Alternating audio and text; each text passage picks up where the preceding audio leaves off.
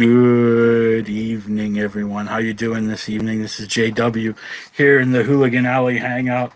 It's a beautiful Friday evening. I think we might finally be getting our 2 weeks of spring here in Western Pennsylvania. So just wanted to welcome everybody and get to the show. We have 3 guests with us tonight. Our first guest is... I'm going to check my notes so I can remember everyone's names now. Ben Cook. Ben, let's bring you on here. How you doing, Ben? Good. How are you? All right. And thanks for having me, man. Oh, you're welcome. And we also have with us all the way from the UK. That kind of rhymed. Maybe I'm a poet. I don't know. Is Kieren Stevens. How you doing, Hello. Kieren? Hello. I'm good, thank you. How are you? All right. And last but not least, Caleb Palmquist. How you doing? Hey, man. How you guys doing? All right. So, hold on a second. All right. I had an itch. I just had to get to it. But let me just ask you to go around the room and just tell me a little bit about your project. We'll get into sharing the Kickstarters in a bit. We just want to introduce you all to anybody who's watching who doesn't know who you are.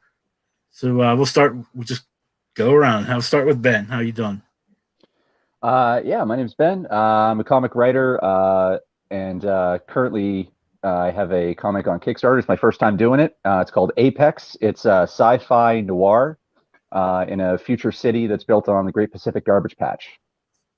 A garbage patch. Nice. Yeah. All right, and we'll go to Caleb next. Okay. My name's Caleb Palmquist. I have a comic on Kickstarter right now for funding for the 2nd issue of a comic called Unicorn Vampire Hunter. And I don't think that I have to tell you what it's about. That's kind of self-explanatory. Werewolves. Right. Yeah, it's about werewolves. There's no unicorns or vampires in it at all.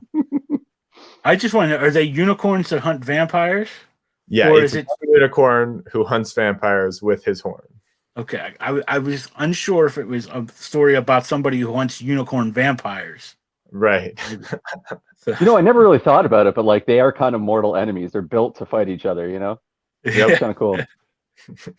All right, and last, Kieren, how you doing, buddy? Hi, I'm just wondering if those vampires sparkle or not. That's my selling point. Please no. They do after the unicorns are done, right? They do not sparkle. We don't want no sparkling unicorns or vampires. But yeah, I'm Kieren Stevens. I am the co-writer of Occulus issue 1, which is on Kickstarter right now, and I'm also the co-owner of Broadcast Comics. Occulus is our 2nd project, so we're having great fun with that one. All right.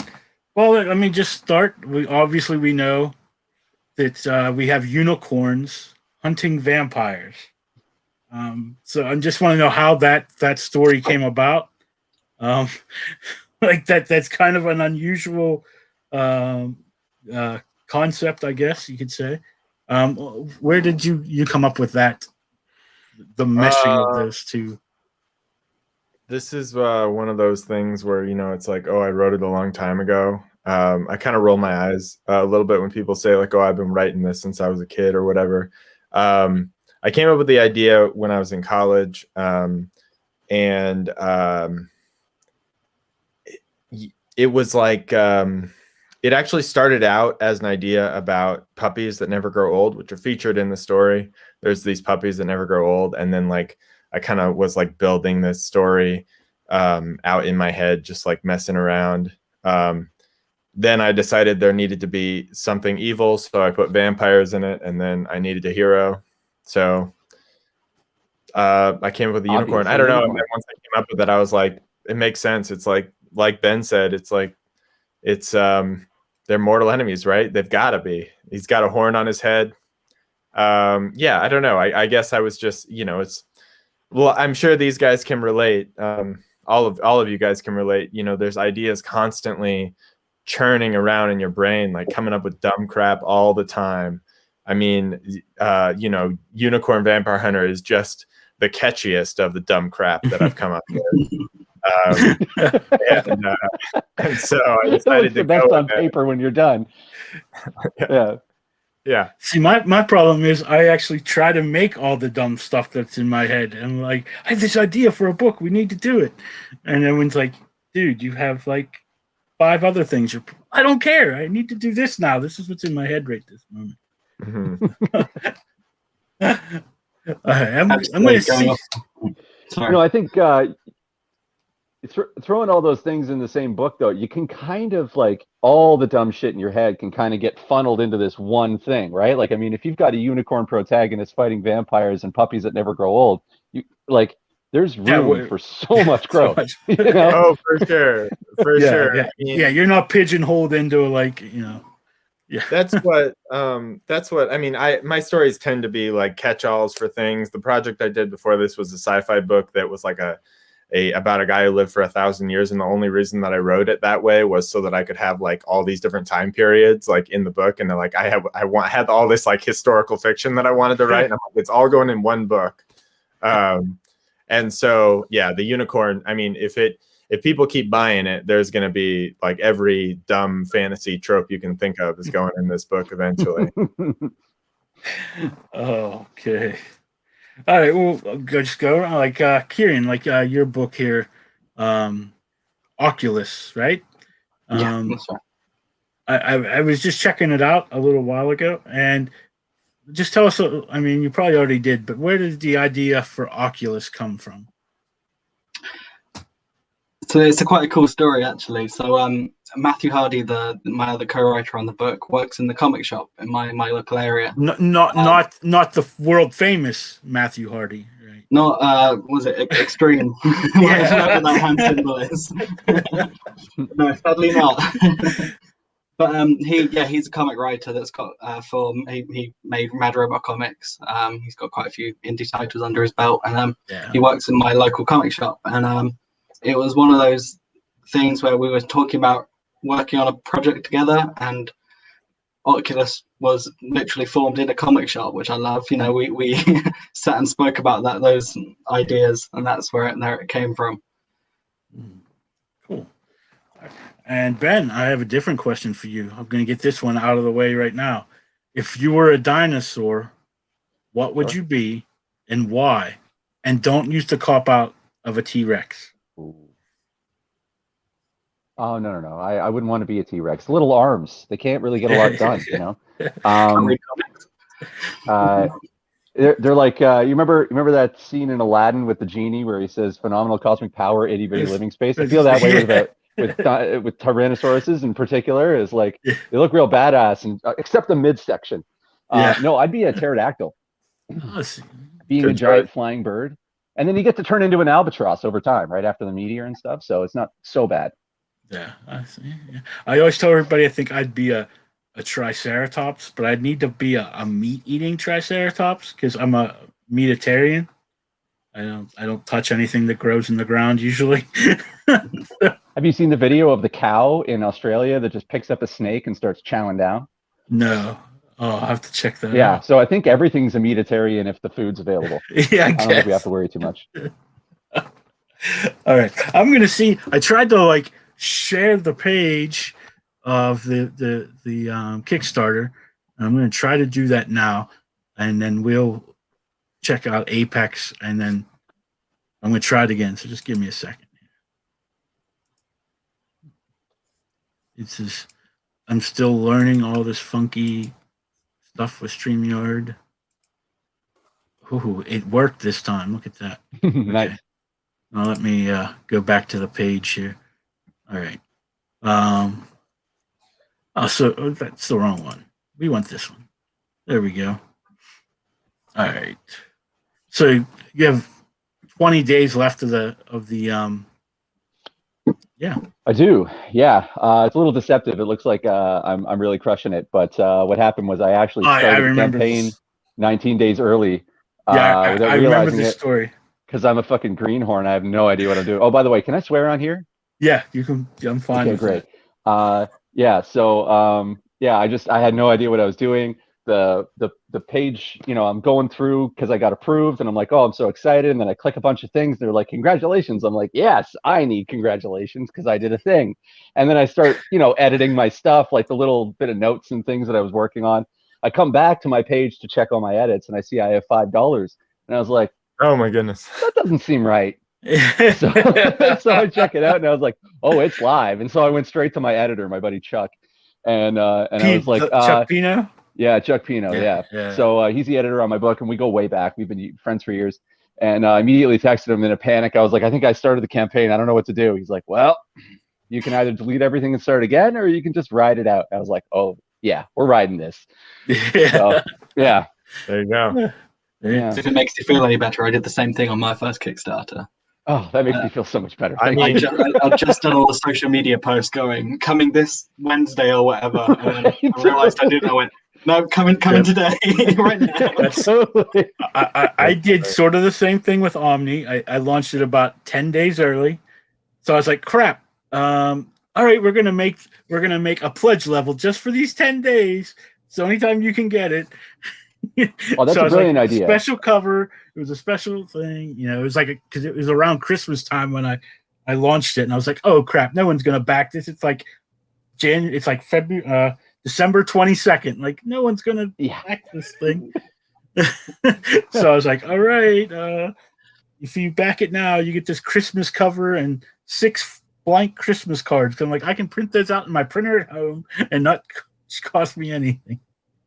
That's actually a brilliant idea. I should do that next time. Yeah. Considering the fact Fail that you accidentally launched, honestly, that's impressive. That you've got this much support already. Like, Yeah. I can't even imagine. I like every campaign I spend like months like promoting that stuff, like having the preview link out there. Like it's like so nerve-wracking. So well, yeah, I definitely like showing off the art and stuff for a good while, and like, you know, I've been kind of like keeping people up on the process, my friends and my circle and stuff. But like, I've never done this before, so I kind of was just basically throwing shit at the wall and going, yeah, maybe it'll work, you know. I'm I've treated this campaign as an experiment basically, and if it doesn't you know, get to funding, then I just try again. But so far so good, you know. It doesn't look like you're gonna have a problem needing only $700 with 3 weeks left to go. So here's hoping. And thank you, because this is another opportunity to, you know, get a little more support. So yeah. I was looking through it. So this is just some of the art. Who's the artist without me having to like so he's a Brazilian artist. He goes by the name Clovis Batibola, which is actually like a cultural reference for Brazil. And it's a group that's connected to Carnival, I think. I don't really know a lot. You'd have to ask him. He's the expert on it. But you know, basically, with the situation in Brazil with Bolsonaro, he feels uncomfortable using his real name, so we're just using his moniker for the moment. But yeah, guy's super talented, and he sunk his teeth right into it. Like, he's really into the sci-fi and the horror stuff. So like, he took some of the ideas I had in my head and just like took them to the next level. Yeah. Sweet. That's the best, when you got an artist who like makes your thing so much better than the way you wrote it. Oh yeah. Yeah, totally. Yeah, and it's crazy because there have been pages that I've looked at and I'm like, that's exactly how I pictured it in my brain. How did he do that? But you know, it's just like when you find the right person to collaborate with, it's just like magic. Mm-hmm. True that. So do you guys do your own art, or do you just write, or a little bit of both?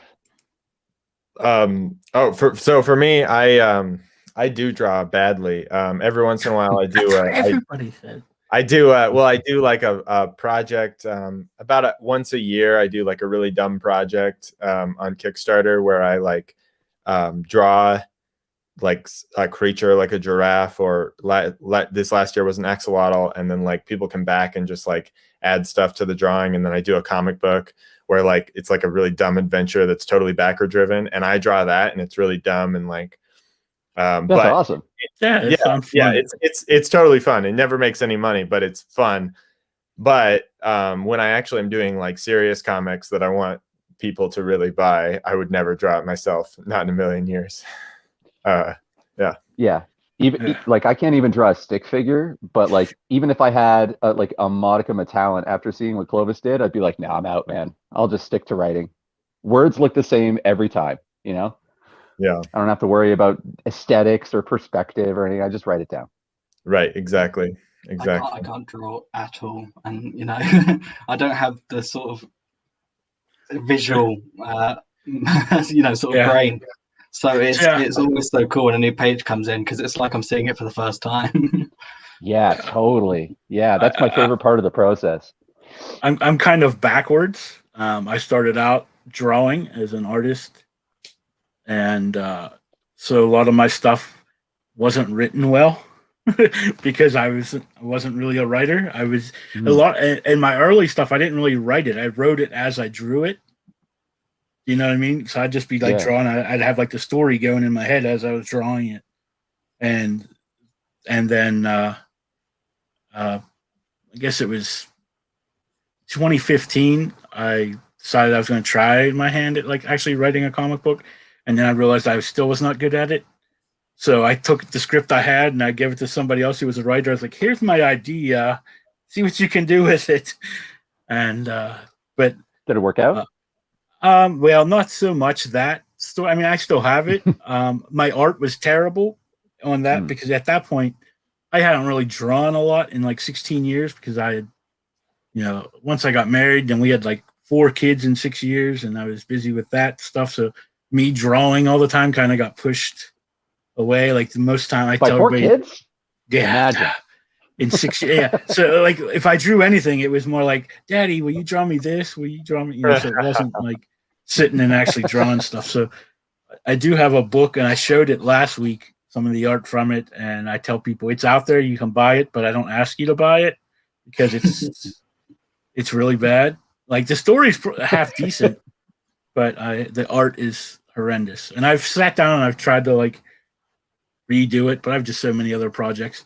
Um, and then I mostly now color. If it's other people's stuff, I'm probably known more for coloring. I do um, a lot of that. I mean, I did some DC work, not like main colors, but like flatting work and some stuff for. Mm. Um, oh, there's my son. Joe, yeah, yep, you had me. So, um, that's mainly what I'm known for now. Is like, I mean, especially because I worked with Travis on broke down 4 dead bodies, Oh, that's and you. yeah, I did Oh, the damn. colors on the first book, and then I don't talk about it a whole lot, but I'd gotten cancer, and so during the second book, I started getting really sick. So we like kind of, Mm. I told him, I was like, "Dude, you got to find someone else to finish the book, or I'm going to put you way behind." But I still have worked on all 4 issues. I've just have done, I just do the coloring of like the flashback stuff now in 3 and 4. Mm. Um, but it's still like 8 to 10 pages, so I'm still coloring like half the book. You Right. know what I Yeah. mean? So it's not too bad. And I've worked on some other stuff here, but now I'm mainly trying to push my stuff. Mhm. But so I have written a little. My writing has gotten better, but I still, like I said, on Omni, I actually have like 3 backup stories that are in the first issue, and it was the first time I actually hired people out, like a writer to write like a story, and an artist and a colorist and a letterer. And it's just whenever you start seeing like these characters that you created done by other people, um, sometimes you can be a little protective of them. Like you're like, oh, wait, they wouldn't do that. They wouldn't do that. But to see Sure. like their visions of them, like how they see them, and because I am pretty open, especially like with some of the stories, I'm like, yeah, here's the baseline. You can do what you want with the rest of it, and just to see that stuff come back, especially the art, because I if it's something I wrote or something else, and seeing someone else is like when they take your words and actually draw those pictures, I'm like, wow, it's amazing. Yeah. That's something about Clovis that I found interesting. So like after we started working together we were probably like 5 or 6 pages in to the art, and and he was like, he told me, he's like, I never read the dialogue. So the only thing I read is the scene for each panel, and I just focus on that. And I was like, really? Yeah. Because like for me, the dialogue is the story because Well, I'm the writer, you know. But for him, yeah. it's like it'll get in the way. He wants to focus on Yeah, getting the as page an to look good. as an artist, you want to be able to tell the story without the words. Yeah. I mean, that makes sense. Like, you think one of the greatest issues, comic book issues of all time, is the G.I. Joe silent issue, where there's no text whatsoever in the whole book, and Right. it's just Larry Hama telling this story with just describing the panels. I will say, if you read my books, especially my more recent books, a lot of the pages have no words on them, and that is partially because I know the artist Daryl, who works on my book, is like so great at like showing emotion through characters, but like some of the best scenes are the ones that don't have any words on them or very few words on them at all. And I'm a big fan of like decompressed storytelling, which is like everyone is a fan of that, but like I'm a big fan of like telling stories through pictures because like I'm lazy and I don't have to do as much work. And also I don't have to pay my letterer as much. And I hope that Dave is listening because I'm actively trying to take food off of his table by writing pages with no letters on them. Oh, That's awesome. not right. You're the Bezos of comics, man. I love you. Well, they always tell you, you know what, you should show them, not tell them in comics. It's kind Yeah, fully. Yeah, I think about that too because, like, I'm a writer, so I love words, and I love my words the most. So, like, I got to be real careful not to get too in love with, the dialogue because that's at best maybe like 25% of the story, you know. Yeah. I'm terrible at dialogue. I have very cliche, campy dialogue. It's not the best. That's probably my worst writing thing. I've been told it's my strength, so if you need some help, let me know. Oh, I'm terrible at it. But then I get other, like, there's a book I was working on, and it's this writer's first time. And I went through the whole book, and not once does he ever name the main character, like in conversation. Like in the script, he tells me what the name is, but he never says the person's name in the book. I was like, dude, you have to change that. Like, you got to tell the reader what the guy's name is. Like, just bring it up in conversation. Like, call him, like, hey, Steve. Yeah. You know? Yeah. I've had the opposite problem in the past, personally, where like everybody says each other's name all the time. Constantly. And it's infuriating.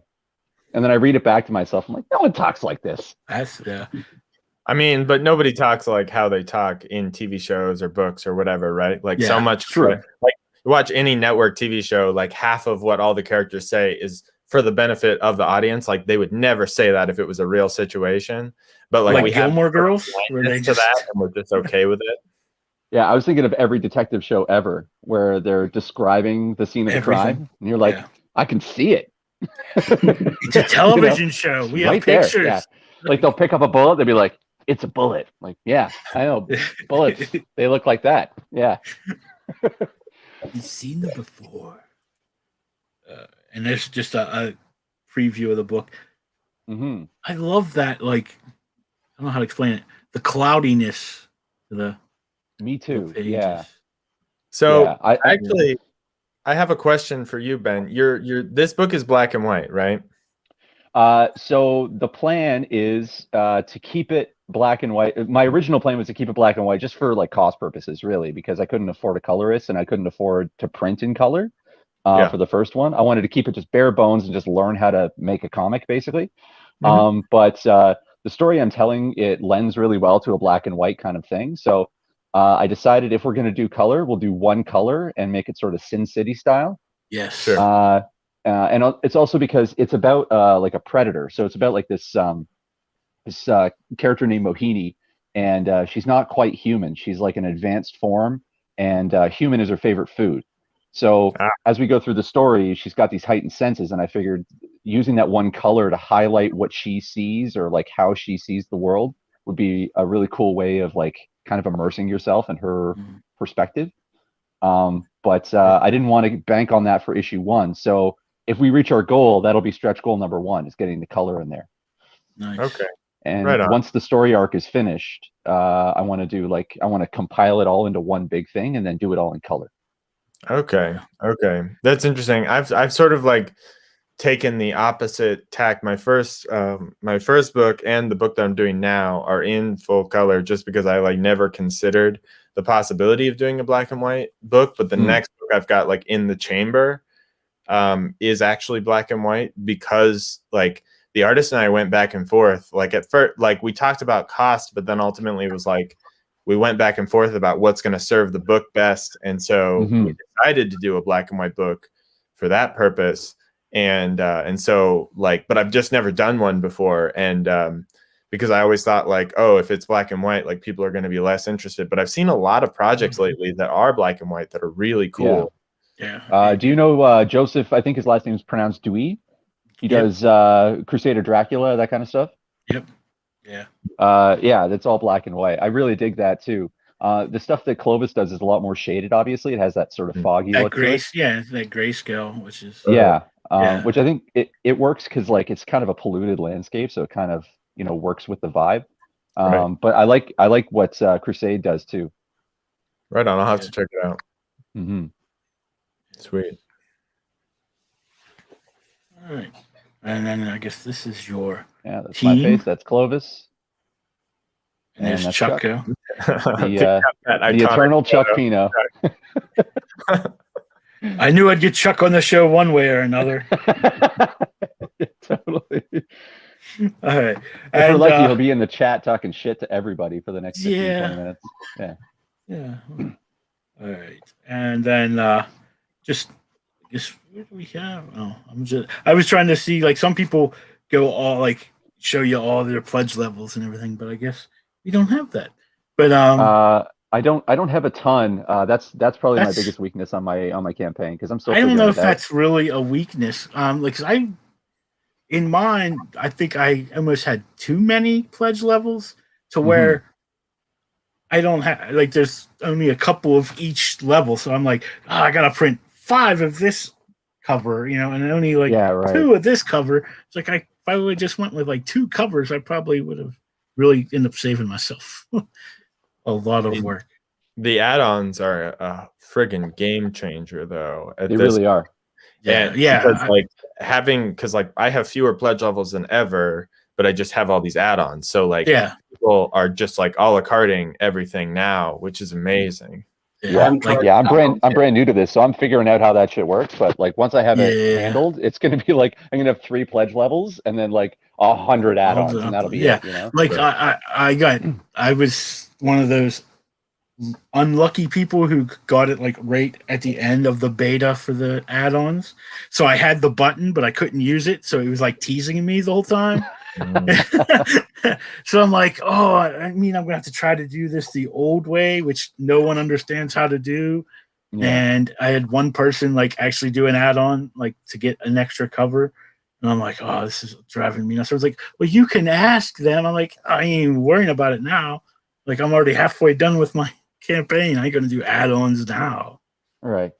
The thing you have to figure that out too. Like, the thing about the campaign page, I mean, like, your page looks good, but it's all about, I mean, it's like an iteration thing, right? Like, if you go back through all my old campaigns, like, I'm on my 8th one, and like the first couple I did, I mean, they're garbage.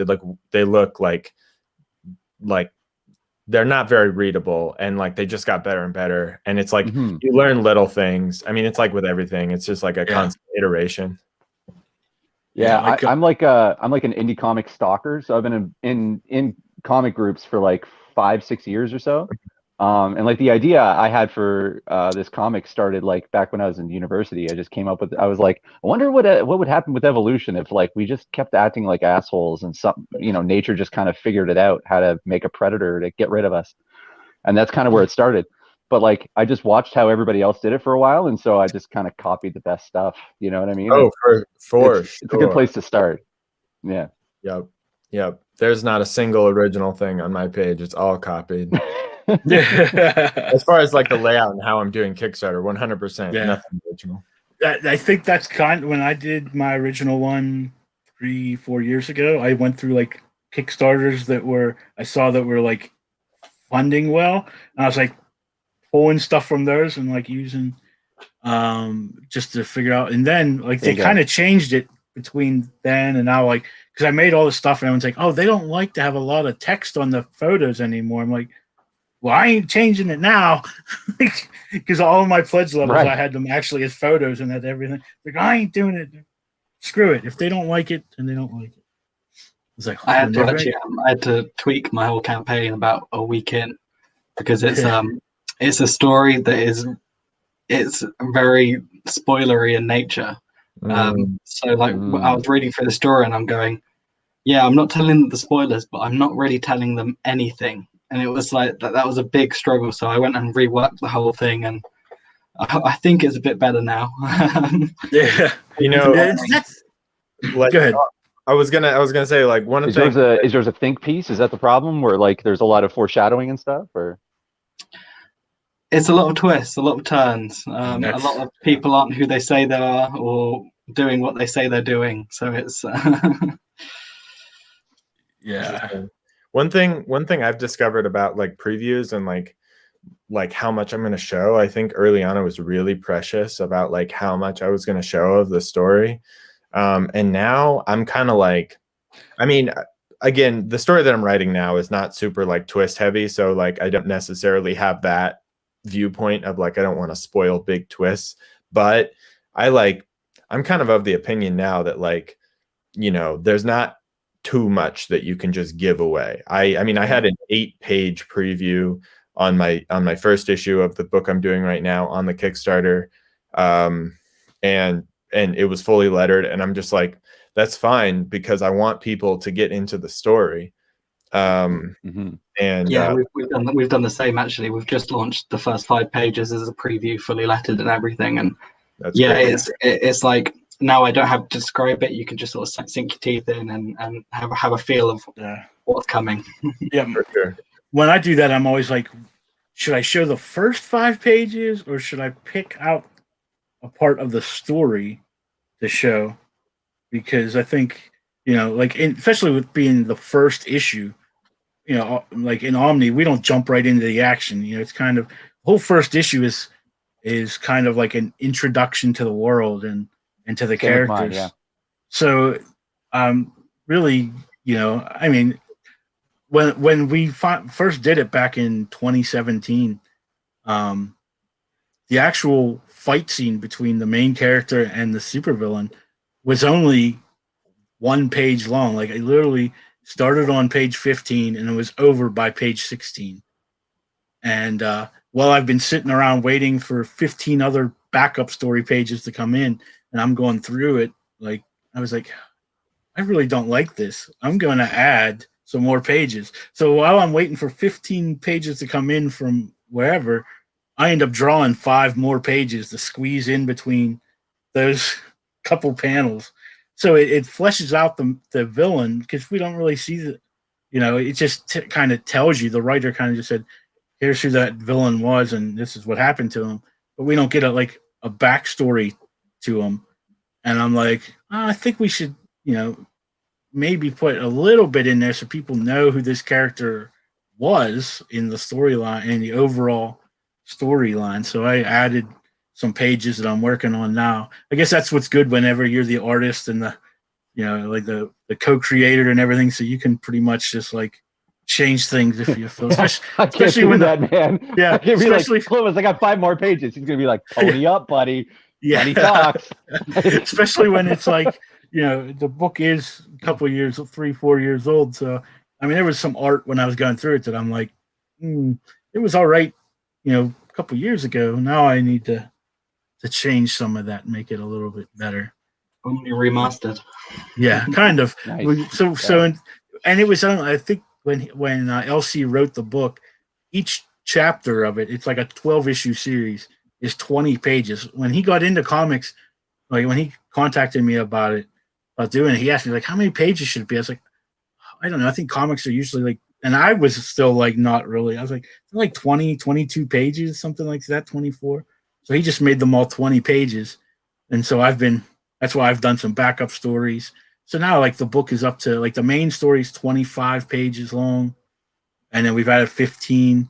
So, you're up to what was that, 40 pages? And people are getting it, and they paid $5, for a 40-page book. So I'm like, yeah, I'm probably going to lose some money on this one. But it is what it is, But, yeah, the original script for Apex was 24 pages, and Clovis ended up drawing an extra page, and he was just like, I got inspired here, and he just gave it to me, and I was like, that has to go in the comic now. It was so good. And there's a little you can see part of it on the Kickstarter campaign, but I didn't want to include the whole thing because it looks so sexy. Is that I can't wait. I've seen that one. It was just like a panel, like it looks like it's outside of a nightclub or something. Is that the one? Not that one. That one. Okay. That one looks really good. No, it's the one where she's standing over, and you can just see kind of part of a body on the one side. Yeah. That's actually like the whole thing, but I didn't want to give too much away.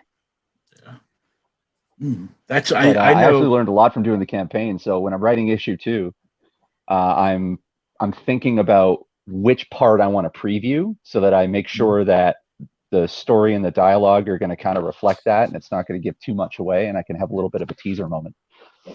Yeah, for sure. I totally get that. I'm talking about previews. Like the first issue of my book was just the first 8 pages, but for the preview, this book is a chunk of pages from the middle of the issue because it was just like a really cool scene that works without, you don't need the context of the previous pages to understand it. And it ends on like a cliffhanger moment.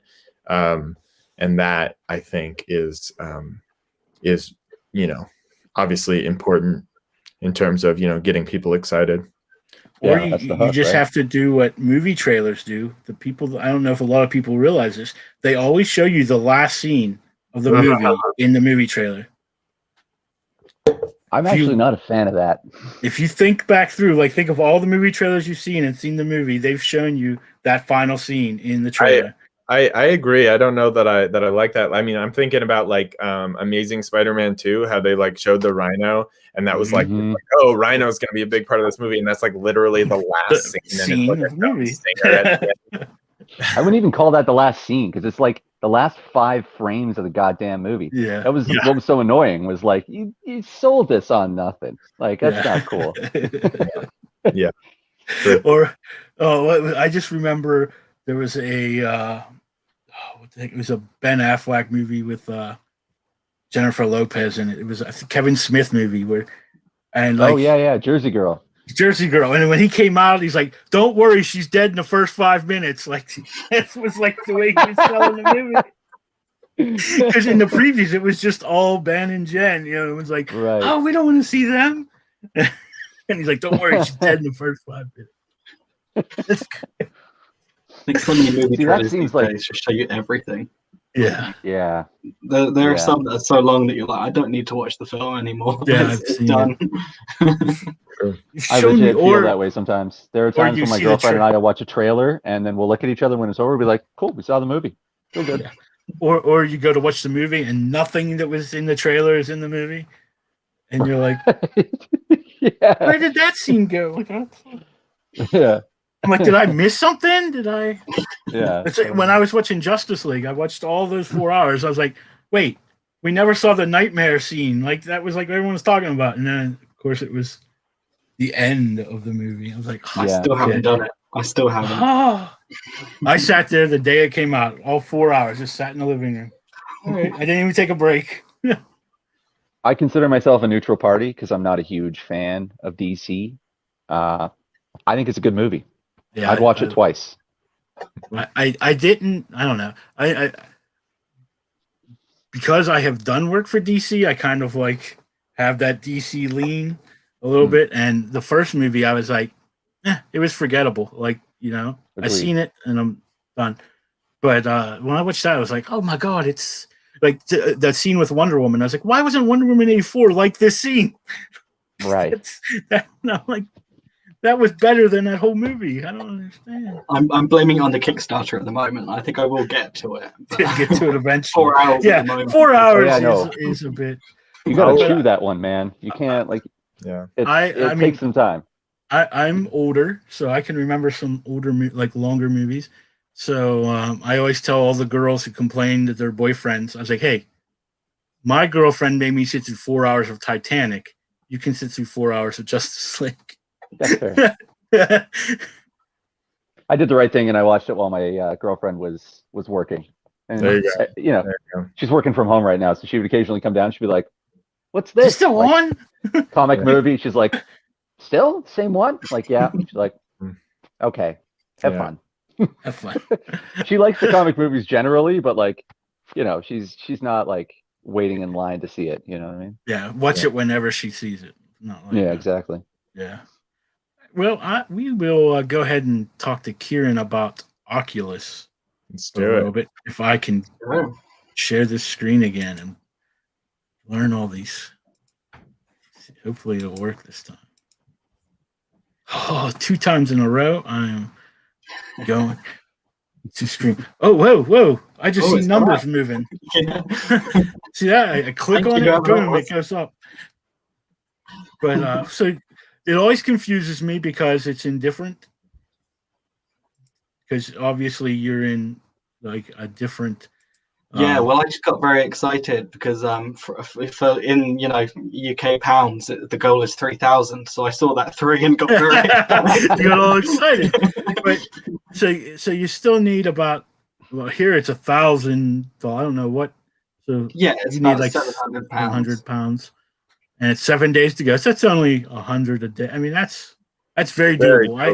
I had a guest on 2 weeks ago, and his campaign finished up like 2 days, a little bit over 2 days from when and he was still like it needed $2,000. Like, you'll get it, don't worry about it. Like, I was like, that last 2 days, Kickstarter like pushes the crap out of your Well, stuff. the project's in a very funny place, and I don't know if any of you guys have ever had this, but we've got 146 current backers, but we've got 150 watchers.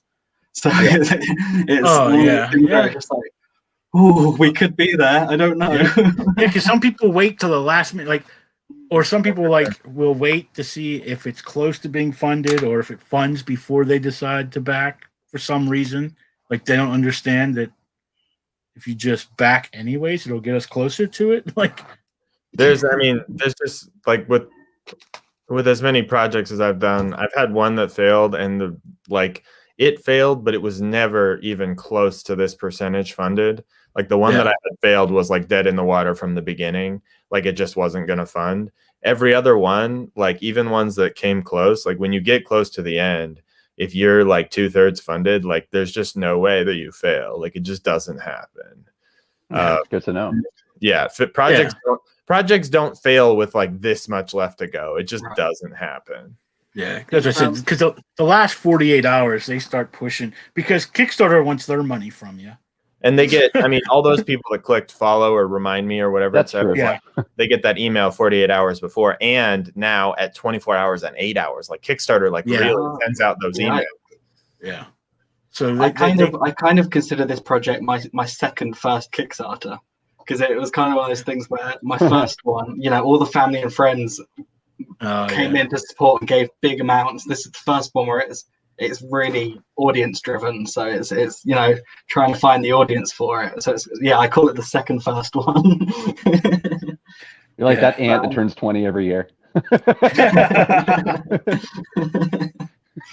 I will say, my first one again. I've been thinking about this one all day, but if anyone from the show wants to go and do a physical donation and send me a message on a Kickstarter saying you saw it on the show, I'll throw some extras in. I'll do it. Right. That's always good. Does that count for me too? Yeah, why not? Nice. Happening. Yeah. What's the comic about, dude? Yeah, let's get to that. Let's get to the meat and the potatoes. Yeah, so it's a magic superhero book based in the UK, where I'm from, obviously. It's written by myself and Matthew Hardy with art by, and I'm sorry to him, but it's by Guillermo. I can never do this. Villarreal, like Virginia. I can never. There he is. He's in the chat. I'm so sorry, buddy.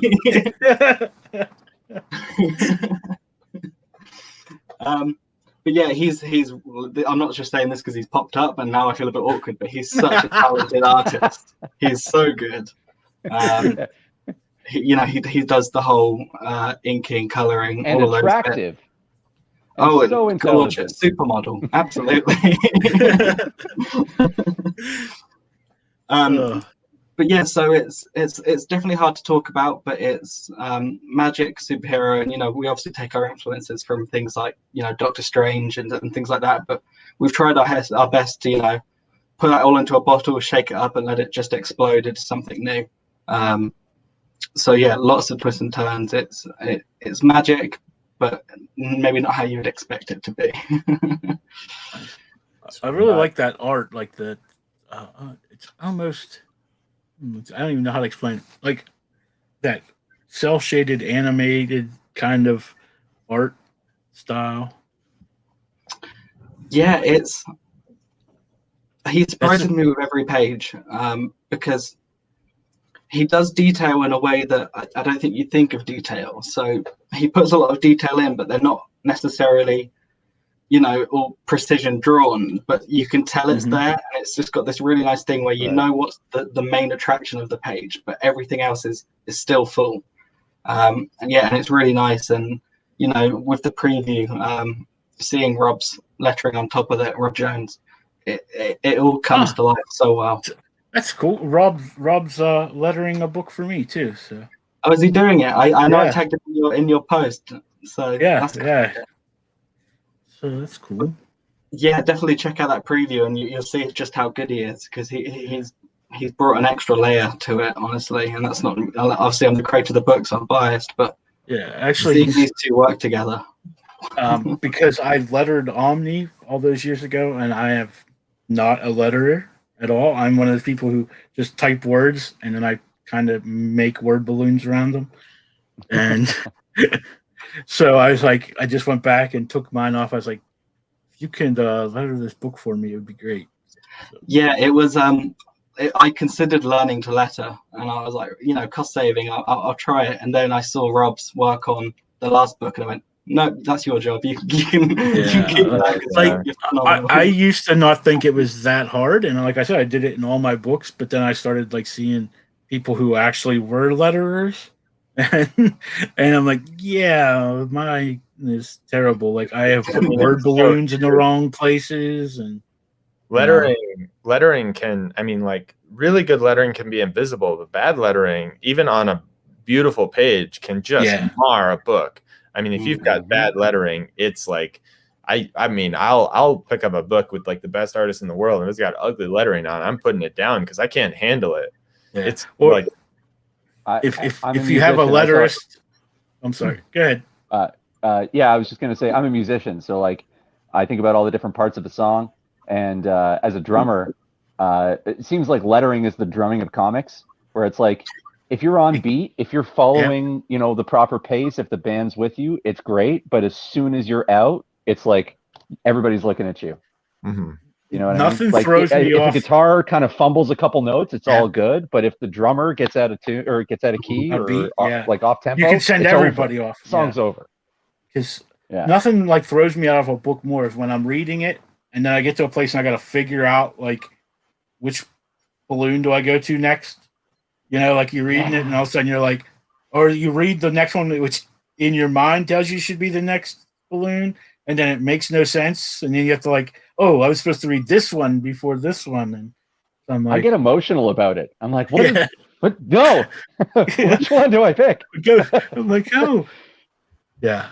So, well, I'm not here to make demands or anything, but just while we're on the topic, do you want, if you scroll up a bit, do you want to press on the preview, because there's a page in there that like I feel will just drive the point home, in that it's my favorite page of art, and then Rob made it my favorite page of lettering as well. And yeah, it Hold I on, I think they need to often share say- that page. So just give me a I second. wonder if it's the same one. Let me, since it opened in a new. No, I need. Oh, no, have I messed it all up? No, I just. You guys remember when technology was going to make things easier? Remember Oh that? yeah. Right. Good times. Which I gotta figure out which. Oh, there it is. The PDF page. All right, I can. You can all see that, right? Yeah. Mhm. All right. So let me go down and find that Ooh. scene out here. Yeah, I really dig the coloring on this, man.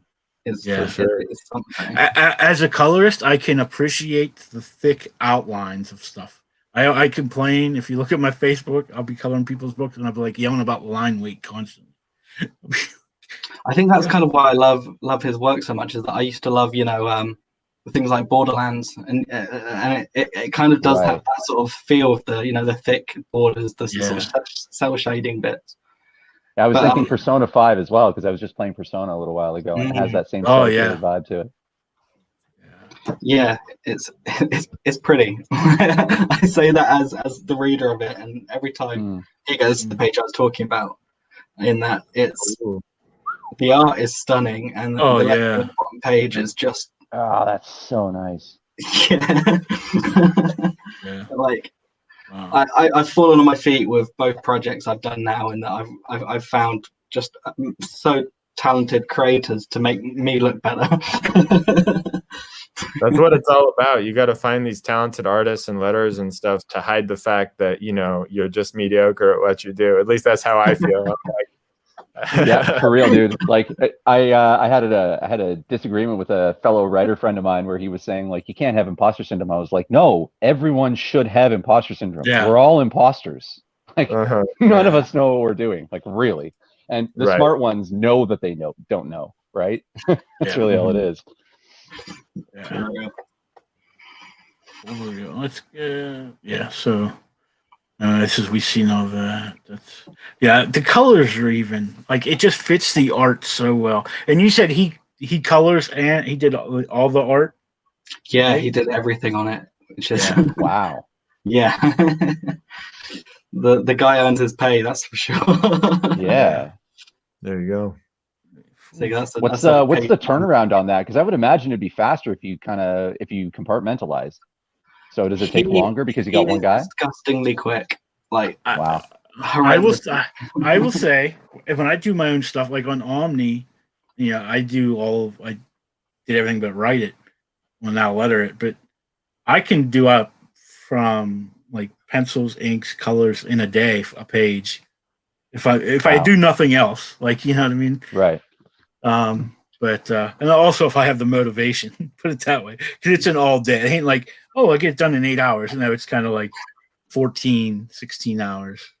Right. But yeah, like Guillermo is he has handed in multiple pages within a day before, and it's like, wow, it took me longer to write that than it took you to masterpiece. How? Yeah. And then you have some prints. So I'm a bit of a magic nerd, so I have some questions about the magic in your world. Is it like secret society, old school stuff, or is it like your own version of it? How do I answer this? So like, is this like Hermetic Order of the Golden Dawn kind of stuff, or is it like something a little more in the modern context? Yeah, so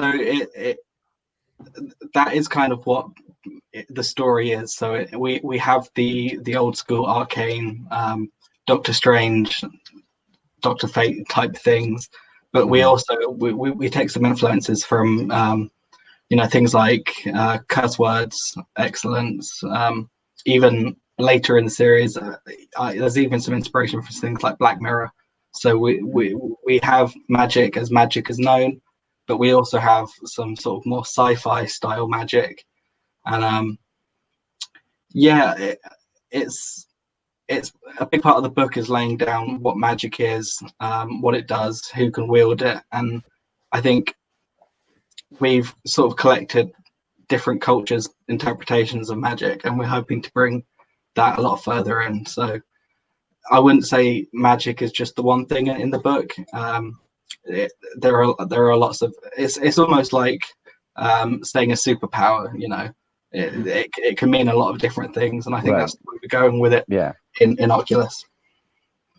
Sweet. I think that's the best little description I've done of that. I'm gonna have to kind of rewatch it. Cool. So it's like sort of an evolving. Yeah. Nice.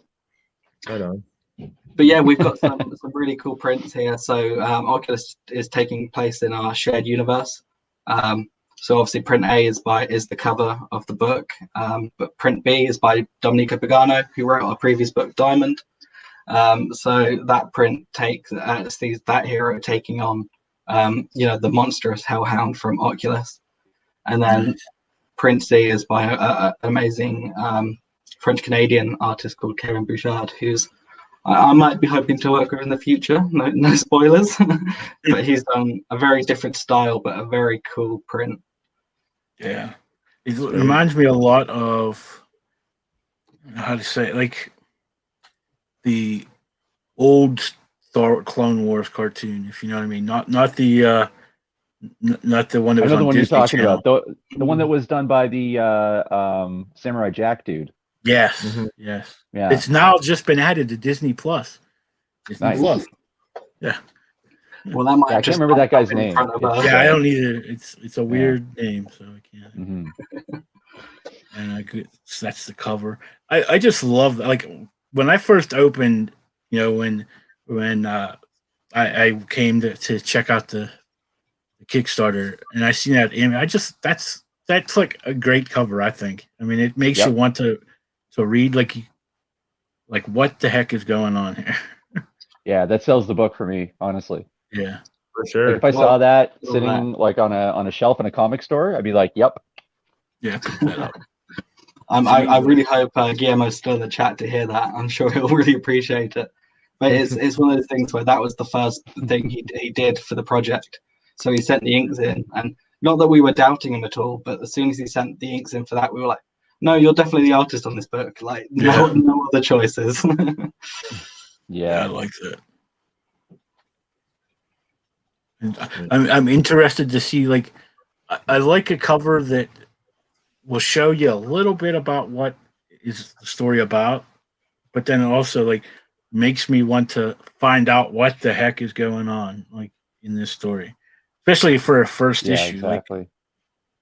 Like, I see too many, and I fall victim to that too. Like, because I have a superhero book, so I got to make sure the superhero is on the, prominently on the front of the book, and I think that's my DC-ness coming out in me too.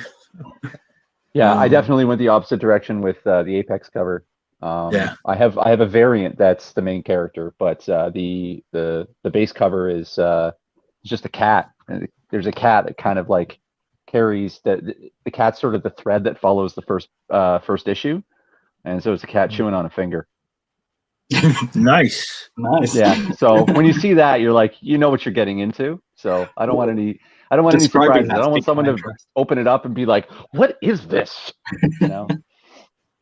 He should really just like wear Matt Hardy stuff all the time and just make people think that he is Matt Hardy. I don't think we'd want to see Matt in spandex. I think we can avoid that. Because you could just say a Matthew Hardy, like the V1 and all that. He is a bit broken, so it kind of works. Yeah, shipping rewards, and then you have pretty much. When I was looking through this, I seen you have your digital rewards, then of course your physical ones, and I see a lot of you get the copy of Oculus 1 and Diamond #1. Just quickly, can you tell us a little bit about that book if we're going to absolutely make a lot of these things let me grab a copy. I'll show you as well. Speak amongst yourselves. Let me give you a topic. Why do we drive on a parkway and park on a driveway? I always try to keep English is stupid. But yeah, so this is Diamond. This was our first project by myself and Domenico Pagano. Sorry. Sorry, I'm just so people can see. So it's a very fun story that is easy to talk about, I have to admit. It's a former rock star who's taken a lot of the wrong choices in life, and one of these bad choices leads to him getting superpowers, but also injuring and accidentally killing a few people at a party. So it's really a story of turning your life around, finding redemption, and when you're thrust into that superhero life, but you don't think you're a good person for your actions, but everyone else around you seems to think you're the superhero. It's a morality book for sure, and I think the big question is what is a hero? But yeah, that's it's a superhero book. I have a weakness for superhero books. I tell people that all the time. Like most of Hooligan Alley's comics are superhero in some form or another. But back in 2015, I want to think, I was in the hospital. I was on some pain meds, and I was in the hospital for a week. I wrote this 4-issue story that now I'm deciding to finally probably get it out and have to find an artist. But tell everybody, surprisingly, it's not a superhero. It's like a sci-fi. I say there's these zombie-like people in it, but it's kind of like they're not. They just happen to be like in the background, kind of plot points almost. Just to keep the story moving at certain points. Yeah, I mean, I absolutely love almost every comic book I've ever read, really. But like superheroes have always been just my passion. And when I was starting out writing, a lot of people were going, "You can't compete with Marvel and DC, so why would you write a superhero book?" I think I'm not trying to compete with them. I'm just trying to get out my story. Yeah, I find that line of reasoning kind of silly. It's like, like there's a million bands in the world. You can still play guitar. No one's stopping you. But that's it. And I ended up just making the choice to just go with it. And I'd love to write other genres in the future for sure. But like, this is my passion, so I'm going to put all of that passion into this script. Yeah. Why wouldn't I do it? Well, I tell everyone's like, "Oh, the big two do superheroes better than anyone else." So I'm like, "Well, then I'll do superheroes, and hopefully someday they'll find me, and I'll be able to do their superheroes."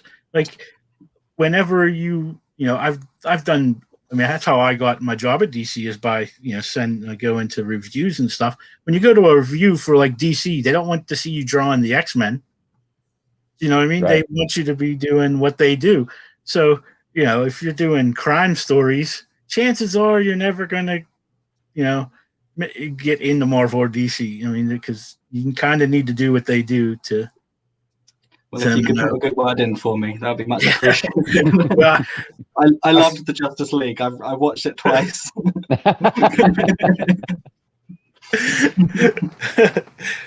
I watched it back to back. Whichever version you like best is the one I like best. I like whichever one we're going for. I like that character. The one with powers. The one that one who did that thing in the movie, against that person.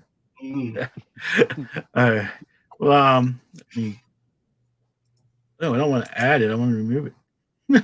I'm still learning. You figure after 4 or 5 months of doing this, I would know how to work StreamYard, but I think they make it just difficult enough to where it's not easy. So they're like, "Oh, you need to pay more to us to make it easier." I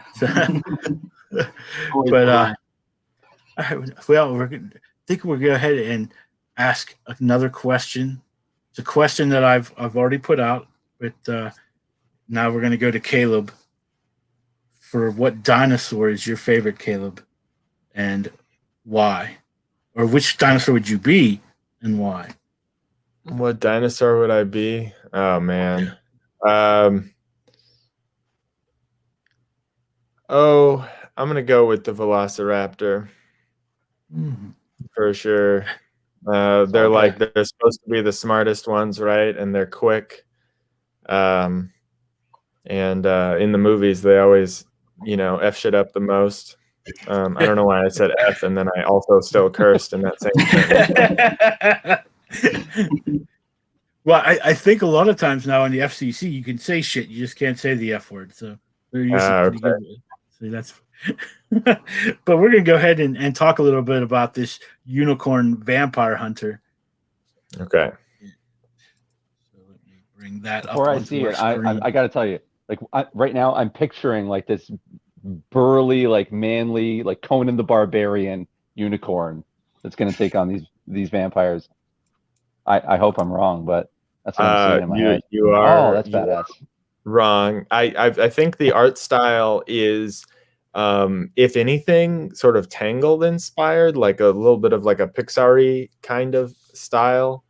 And this is definitely like, I think that one thing, sometimes people hear the concept of Unicorn Vampire Hunter, and I'm a comic book writer on Kickstarter, and they think like, oh, it's going to be like bloody and like raunchy and stuff. But this is an all ages book. I mean, I get the best comments I get, the best messages I get are from parents whose like 8-year-old kids read my book and love it and can't wait for the next issue, which that's awesome. Yeah, it's cool. I haven't had that before. This is the first really all ages book that I've written, and I think that it's like accessible. I think it's like a really good Pixar movie, I love Pixar movies, and also my 8-year-old niece loves Pixar movies, right? Like that's kind of what I'm aiming for.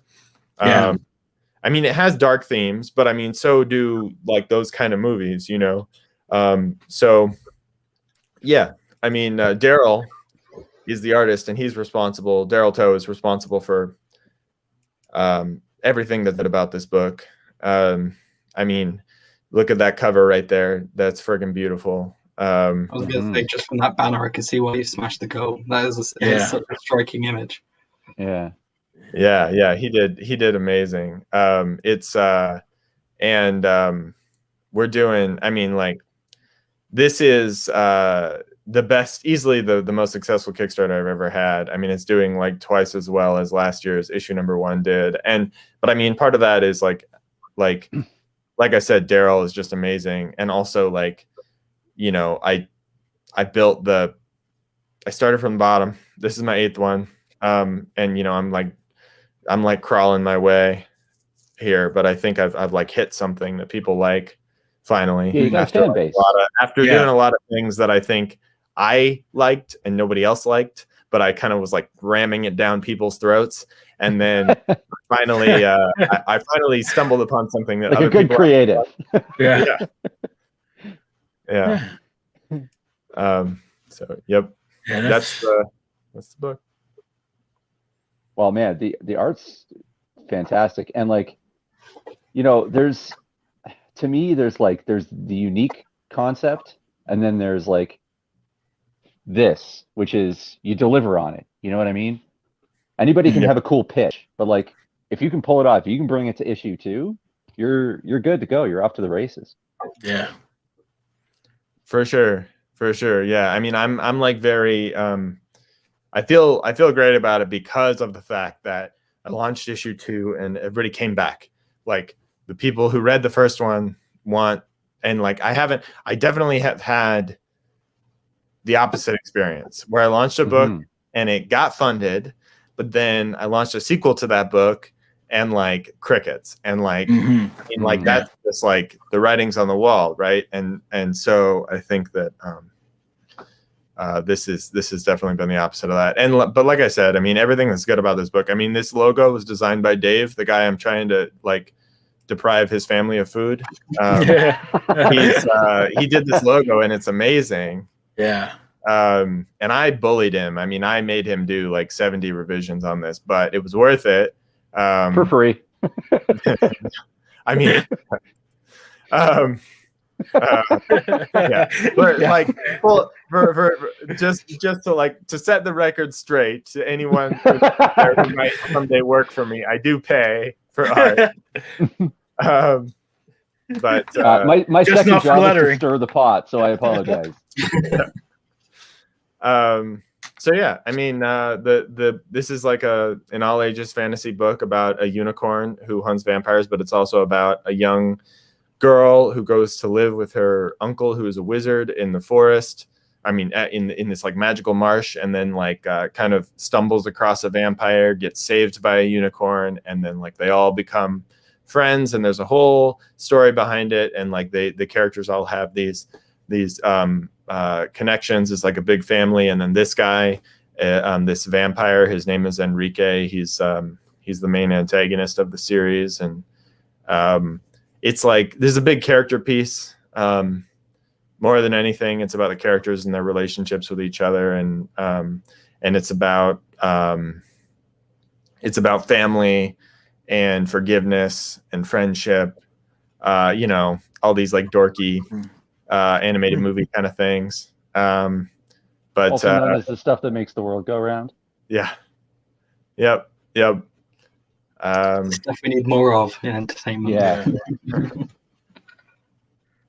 So yeah, I was talking earlier about I've chosen this preview for this story, which is for this issue, which is like a chunk sort of out of the middle, like near in the first half, but it's not the beginning. But I thought it was like a really exciting thing to start on because it's like right at the beginning of this big battle scene in the forest between the unicorn and these vampires, and the main antagonist Enrique is like very crafty, and he's got all these mechanical inventions because the world of, like, we were talking about this earlier. I mean, this is like a melting pot of all these ideas. So it's like a fantasy with like castles and kings and wars and stuff, but there's also like steampunk elements to it. So Nice. this vampire is very steampunky, and he's got all these inventions, including like these spiders here that are like have like electric shocks, and so because he's like, he knows that he can't beat the unicorn, like just like vampires against the unicorn, they don't stand a chance. So he's trying to level the battlefield with these inventions. I don't know. It's Daryl, of course, took my scripts are like, I mean, they might as well be like scribbled in crayons on the back of napkins. I mean, they're like so sloppy. I have an editor who gets mad at me all the time for not, writing scripts more formally with like panels and stuff. I'm just like, on this page, some spiders come out and shock the unicorn, and then all the vampires rush him, and like he gives them an angry look. Like that's probably not that far off from what the script for this page is. And then Daryl's It's like the speech okay. I wrote in grade 3 for the class, Yeah, right. No, exactly. And then I just hand it off to Daryl, and he's like, all right, I'll figure out how to do this. And then look at this. I mean, look at how dope this page is. I mean, He seems to have taken that style well. Say again? Sorry, I think we spoke over each other. Yeah. Do you want to go first? Kieren, what did you say? I was saying he seems to have taken to it really well. Like he's Yeah. Oh, yeah. For sure. Yeah. Oh, that's like a wraparound cover. That's cool. Oh, Yeah, I'm super badass. into the wraparound covers now. I never want to do it any other way. The variant covers on these issues are not wraparound covers, but the main cover is a wraparound just because I think they're so cool. Mm-hmm. Yeah. Yeah, that's something I didn't even think about when I started doing the Kickstarter. And then when I got my test print, they were like, what do you want the back page to look like? And I was like, there's a back page. Damn it. Son of a mother. Yeah, definitely Yep. thinking about that for issue 2. Mhm. Son of a nutcracker. Sadly, most of mine have ads on the back. Yeah, speaking of like Kickstarter layouts, I mean, this is the way I'm doing it now, and this is like took a lot of iterations and experimentation, but like I don't really like label the reward levels necessarily. I just kind of like put descriptions of what the different items are that are in the rewards. And because like you can scroll down the right side and like see the rewards. Yeah. So you like, for me, I don't need to list them. I found that it's less important, but I have like a visual representation of everything that you could get. Yeah. And it's gotten crazy I keep adding more and more things, more silly things. I got trading cards, I got stickers. This time there's even like a mini, like a 3D printed mini of the unicorn. Nice. That's badass. Which is I have discovered, at least in my little bit of Kickstarter, at least recently, so trading cards have become like this big thing. Like Yeah. Really? Yes. Like I had a stretch goal that had like you got like 3 cards, and then another one of the levels I have where you got like these special, because what I'm trying to do with all the Kickstarters, I have at least 5 Kickstarters that are supposed to go this year, and each one of them has more cards for the set. And people are like, oh, so I have like these special cards in higher tiers where they're metal cards, and people want those. So I'm like, like I couldn't believe trading cards, which they're really cheap to make, amazingly. Or something that people have been interested in. For sure. Yeah. That they are super cheap to make. I mean, once you have the art, they're super cheap to print. Yeah. So it's I mean, especially if you're like crazy like me and print like 1,000 of each at a time. But Yeah. I have a stack over there, like of like I said, the first Kickstarter. There's 3 cards for the 3 cards for that set. I have like this giant stack over there when I eventually Cool put idea. all this Kickstarter together. I never really thought about that, but that's a cool idea. And like, I remember like back in the day, you get trading cards for different comic book characters, and they would have like sort of like a little, like the X-Men in particular. I remember they'd have like a profile on the back where they'd say like, level of mutant and like what their powers are and how all that shit. I need to keep do that. mine over here. Like, before I'd say, oh, let me go get it. Well, now I can't. It's harder for me to do that because that's kind of how I actually made mine. Mine are modeled after the Marvel card set from I think 91. Yeah, and that's the one I'm thinking of. And so on the back, it has a little write up about the character and a little like trivia kind of thing. But then up by their profile picture, it's got like these graphs and shows like their strength and their all the things. Some of them were holographic too. I remember that. Yeah, the holograms were like all the rage in 91. Maybe we're gonna have Pogs in the future. Maybe that'll come back around. I'm stoked. I'd have some Apex Pogs. I'm into that. Oh, Pogs. I'm just going to keep smiling and nodding like I'm not a 99 baby. Yeah. I think you missed the boat on Pogs over in the UK. What is you a dodged Pog? the bullet, guy. Yeah. Do you don't know what a Pog is? They're a familiar word, but it's not coming to my head, Just whatever you blocked out, don't recall it. You're missing nothing. And then you had the slammer. The slammer. yeah, the slammer. They banned slammers in my school. They banned slammers? Yeah, because some of them were metal and they were shaped like razors and stuff like that, or saw blades and stuff. And so, like, I don't know, some idiot teacher saw it and was like, "The kids have weapons. They can have weapons." It's like, look, lady, I can put a pencil through your eye. Can we just stop this, please? I always laugh because adults, I am so old. I'm so old. When I was in elementary school, I had a metal model of a German Luger, and I would take it to school so we could play in recess. I mean, it looked like a real German Luger. It was metal, but it was a model. Oh, that's awesome. But could you imagine a kid bringing that in from recess today? Yeah. It would be no. We had a kid in my school. We called him the Bagel Bandit. He as a comic. So this was 90. This must have been like 95, 96, something like that. We had a kid at my school. He brought a knife to school to cut his bagel, and he got expelled. Oh my gosh! And we called him the Bagel Bandit, and he had to like move towns so we could go to school somewhere else. It was brutal, man. Like we didn't understand. It was the strangest thing. Yeah, it's just a little knife to cut his bagel, and they were like, "No knives, get out. No education for you." There you go. Yeah. The great die cut sticker that every Kickstarter campaign has to have.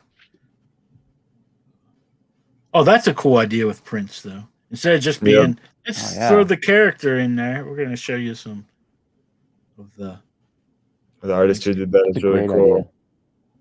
That is cool. Yeah, I'm excited about those. And there's that beautiful mini. Yep.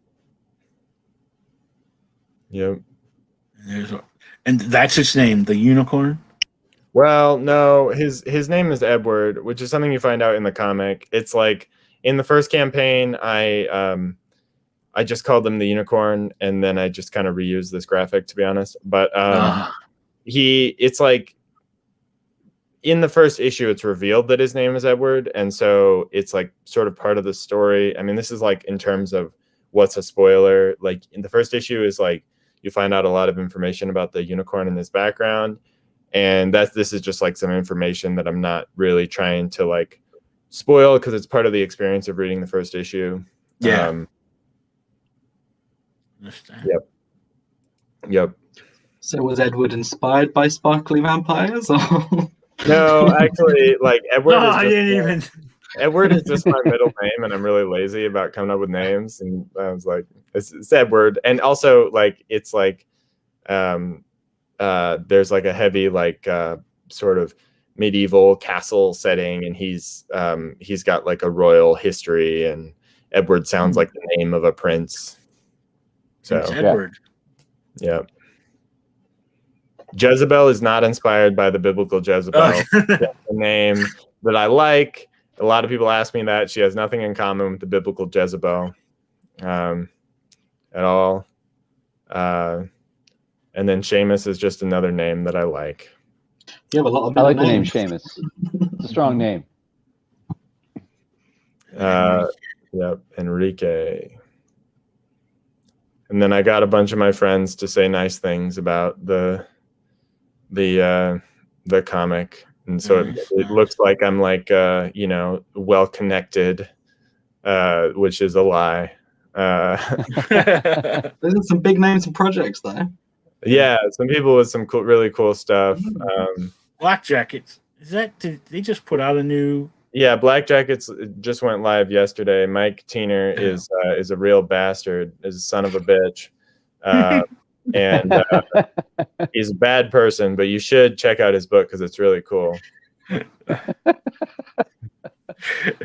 That's the one thing I learned about on Kickstarter. Once you like back people's stuff or they back yours, anytime someone backs something else, you hear about it. So I know a few people who have backed that book and like.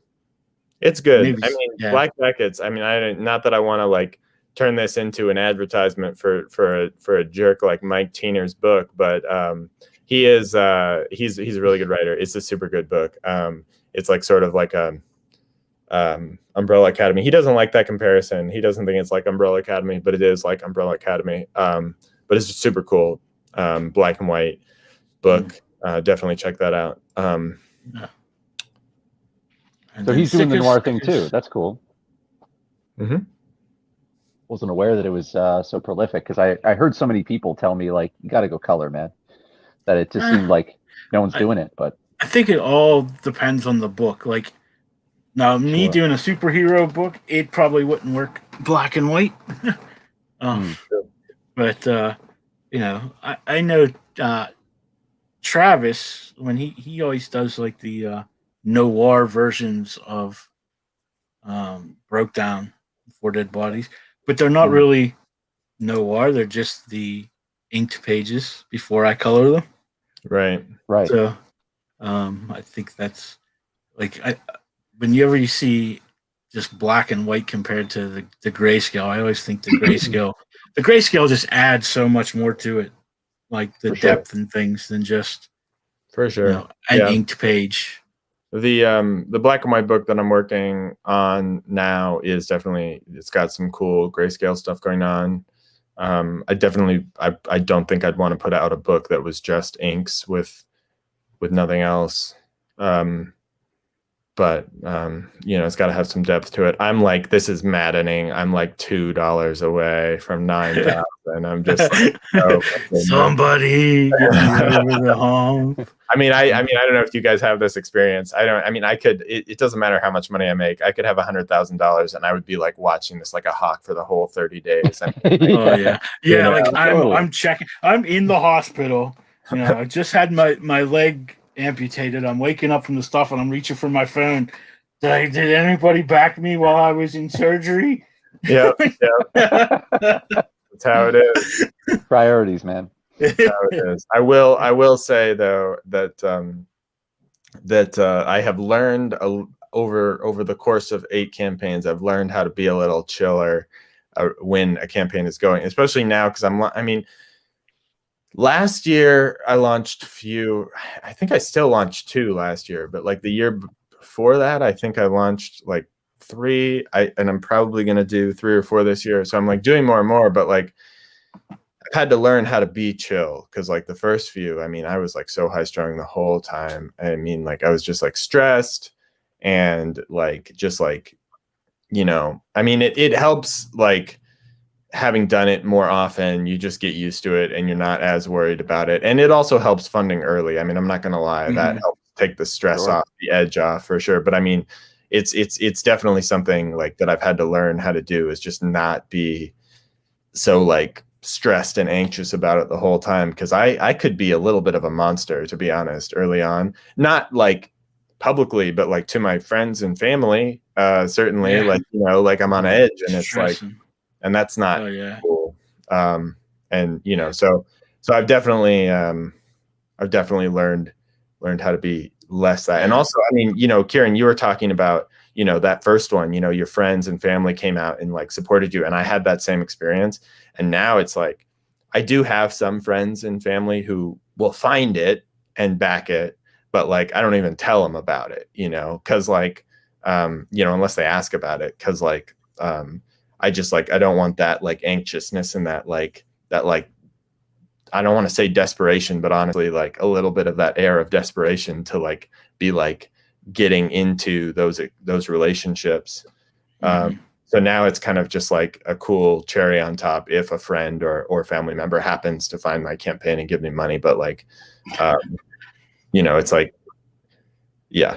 It's like the same. It's like you can't expect the people you know to donate, otherwise you're going to fall out with everyone. And it's taking the mindset of it. It is so nice to see a familiar name pop up, whether that's family, friend, or someone you've met online.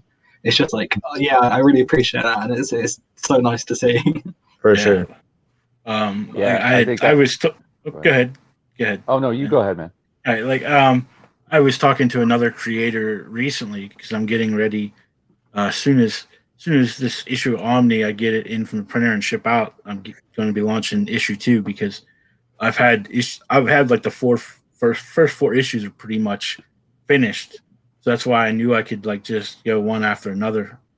And if this next campaign, I really got to find out if people back the book because, you know, they were interested in it and they wanted to find out, or if it was because of what I was going through and they felt sorry for me, and that's why they backed the book. So, you know, I was like, so this is like what am I going to do if this one doesn't fund now? Like, you know, what body part am I going to have to lose to get this book fund? So, well, I've seen the art, man. I don't think you have to worry about that. Like, it looks like a solid product. Like, I think your arms and remaining leg are safe. Well, I can't lose the arms. If I lose the arms, I can't. Maybe figure out a finger that you don't like that much.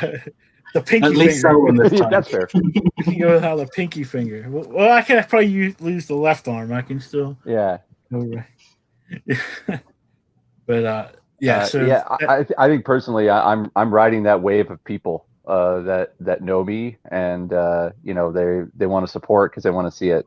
But like, I think I worked out a lot of the demons, a lot of the stress demons, because like I've been running a contracting business for a few years, and so like I'm used to dealing with high-strung people, and I'm the you know, they're my client, so like I can't really tell them to fuck off because you know there's a paycheck at the end of this. I got to be nice. So there's been a fair amount of I don't want to tell tales out of school, but there have been some experiences where when it's done, I'm like, and delete that number. So I'm, you know, when it comes to this stuff, I'm just like, you know, I just kind of let the universe kind of deal with it.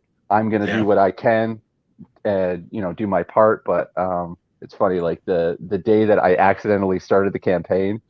I remember when that, because, you know, I'm friends with Chuck too. And I just remember. Yeah. So that night, like once I posted on Facebook about, you know, the hilarity of, you know, how kind of dim I am from time to time. I just went to Chuck. I was like, "You want to play some Fortnite?" And then we were playing Fortnite together on PlayStation. He's like, "You are the only person I know that's not like checking their Kickstarter frenetically on the first day." He's like, "You're just chilling playing video games." I was like, "Yeah, what am I gonna do? I didn't even plan on doing this today, so I'm just gonna keep playing Fortnite." That was the plan. So that was kind of like my thing. When I launched it early, I'm like, well, whatever I get in these first 10 days or whatever, it's just extra because I wasn't planning on doing anything in 10 days anyway. So. Yeah. I set up Google Analytics for the first time on this campaign. So like day one, the office turned into control center. It was... Yeah, that's crazy. But we have to ask Kieren his question. But since he got to sit around for an hour and a half and think about it, I have a different question.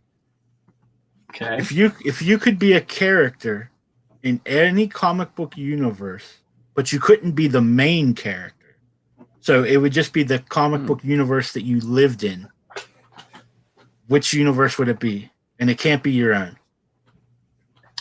Yeah, I think I've got to lean into the superheroes. It has to be a thing, and like I think it would probably be Marvel. I won't lie. It's a bit friendlier, and you also get to your life gets reset every few years. So you get to every 12 issues. Every 12 issues, you get a reboot. Yeah. So no one ever dies.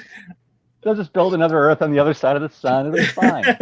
Yeah. Anytime a new writer comes in, we just reboot your story, and you're fine. Right. Suddenly, I'm a plumber. Like, who's gonna remember Wolverine had fire claws just a few years ago? Fire claws. I think I missed that one. Oh yeah, when he came back, they weren't fire, but they were glowing, and he could I don't know what the whole point was. He could heat them up. Yeah, they were like heated up, and like people were quickly like, no, it's not happening. Hold on. No, you took them away from us for 5 years. You took them away from us all this time, and you gave us Old Man Logan. Now you're going to give us back to him with fire claws. What? No. You got to fix that. And then they decided, oh no, now we're going to have the X-Men where they can't be killed. Well, they can be killed, but we just keep bringing them back to life. That's my specific answer. I just want to be some random stupid mutant on Krakoa. So you never have to worry about anything. You die. For life. Just 7 arms or something. I don't mind. Have a 6th toe. So no one even has to see it. Like Exactly. it's like my balance would be off the just chart. go full beak. Right? Just go full beak where you're butt ugly, no one wants to talk to you, you can kind of keep to yourself. But he does have a wife and children, so that's true. Yeah, so he nailed it. Yeah. So. There you go. But you got to feel bad for the guy. Like he's a bird that can't really fly. He's like a dodo. Yeah, but he's the dodo. It's all right. Yeah. Oh, poor Beak. So the Marvel universe. I think of iBoy whenever it's like. iBoy is the GOAT. Oh my God. Yeah. I love iBoy. Honestly, this is not a question that anybody asked me, but I like to talk about it all the time. Is if Marvel ever hired me and said you can write whatever book you want, it's iBoy solo book. That's it. That's my book. Well, he's been so good in X Factor. Like, he's such a cool character. Yeah. I actually, at first when I seen they were doing X Factor, I'm like, I'm not a big fan of some of the characters in that book, but the way that it's written, I've really enjoyed like that. I've liked it when they've kind of switched it. I know, like, might have been a few when they've done it more like an investigation group instead of. That's the last time I read X Factor was when it was Multiple Man and Strong Guy and that kind of stuff. Yeah. And now it's with Dawkins and Polaris. As well. Yeah. I always liked Dawkins before. Like, I don't know. Once they rebooted everything, they kind of changed his character. But like the Dark Wolverine stories when he was in that. Right. Yeah. Dark Avengers. That was when I started getting out of Marvel. I started getting into indie stuff, started reading a lot more Image kind of shit. Yeah. But like I haven't gone back to Marvel because like every once in a while I'll kind of like tap back in and see what's going on. And People are, yeah, they'll be like, yeah, Wolverine has fire claws now. I'll be like, yeah, okay, I'm out. I'm good. I'm good. You know, I'm good. like Yeah. I like those characters and everything, but I don't feel the need to. Yeah, well, I was talking to the guest I had last week about the X-Men. Like, I have this like unhealthy relationship with the X-Men. So, Mhm. like, I stumbled upon their book one time when I was like 10 years old, I guess, maybe not even. I went to my local grocery store. I always buy G.I. Joe, like when they were 40, like 55, 50 cents or whatever. And I went there and they didn't have a new issue yet because I was still at that age where I didn't understand how comic books came out like once a month. I just assumed every time I went to the store there was going to be a new issue. Like, because I Like mean, now. like the magazines, magazines seem to change all the time, like with comic books. And I go and I was like, there was no new issue of G.I. Joe. So I was like, what's this book? I was like, I knew the X-Men from the one episode that they were on of Spider-Man and His Amazing Friends and the Pride of the X-Men. I remember watching that like one Saturday. And so I picked it up and the very first page has like Spider-Man. It looks like he's being crucified and he's all bloodied and there's all these other like heroes, but I couldn't quite make out who they were because they looked a little different. I think I And know I was exactly like, the issue you're talking about. yeah, I can't. It's like 155, 151. It's the one that has Vision and Colossus like fighting on the cover, Right. and it's the and I didn't know it until later on. It's the first appearance of Nimrod. So now I've always, every time I go to a comic book shop, I can find that. At least I could at that time for like $1. It'd always be in the dollar bin, and I'd always grab it. Anytime I was going through and I find it, I'd grab a copy of it. Because that was like my first X-Men book, but now I have never missed an issue since that issue. Wow. Yeah. So it's like, even though there was times where I like couldn't stand a book, I still had to buy it every month just because it became like a habit. So like, So how do you think the current era compares to that? The sort of older era? I'm not, like I said, I don't like that whole when people die they can just bring them back. Like it takes the whole like, who cares if you die? We'll just bring you back. When Whedon brought back Colossus, I was like, ooh, Yeah. why I are you love doing the. that? It was I such a just noble love the- death too. I mean, it's like it's like the whole joke in the X-Men is like, oh, I thought you died. Oh, I got better. Like, Yeah. I don't know. I just think it's great. I think it's great how it's like so flippant. Like, it's death doesn't matter. I mean, whatever. Like, we can bring him back. I mean, we can have a conversation Right. about how we went to heaven and got back like Nightcrawler, or just like that was better. You're better now, and that's fine. And I love that. I honestly love that. I think it's silly. I thought Jean Grey was the only X-Men that could like continually come back to life. And they just continue to find a way. She might be gone for a few years, but we'll find a way to bring her back. And now it's just like I feel like they've made it really unique though. Like it's bizarre. They took like 5 characters that nobody cared about and now made them the most important mutants in the world. Well, like you wouldn't think in a world where the X-Men could be brought back instantly that you'd need a team that investigate mutant deaths. And I really like that. Because there's a queue. That's why. Because they don't just instantly bring back everybody. There's a queue, so they have to investigate why you died and if you should be brought back to life. Because I kind of like the idea though of like having an arc of X Factor where like they're like, oh yeah, blah blah blah. Jean died. Like, oh yeah, we're not going to investigate that. She'll be back next week. That's fine. Whenever. Like one of the best things in this whole story arc that they've been doing is when Mystique wants them to bring back Destiny, but they won't for some reason. Like they just won't bring her back. Like the one character that they're like, nope, because she's the only one that knows about like the past. Like when I don't know if you've read it, but Mora ended up being a mutant and she could like reset time constantly. She kept going back.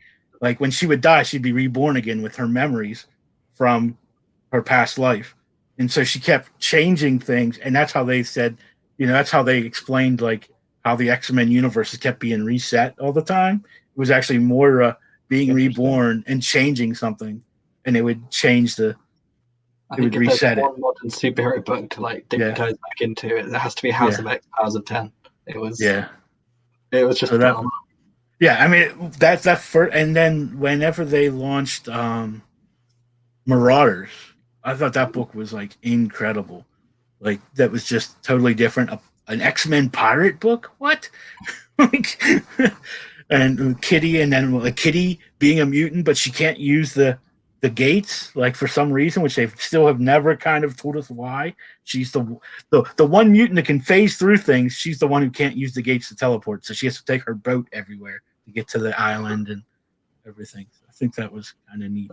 Like to use your previous point, like you're saying, like you like the concept of like refusing to bring Jean back, but in the first issue of X Factor, I can't remember the character names. It's been a while since I read it, but Yeah, one of them flies and dumps her body down and goes, "Bring her back." And they're like, "There's a queue." Like, yeah, there's a queue. We just can't bring her back. Yeah, and they had to investigate it, and here she.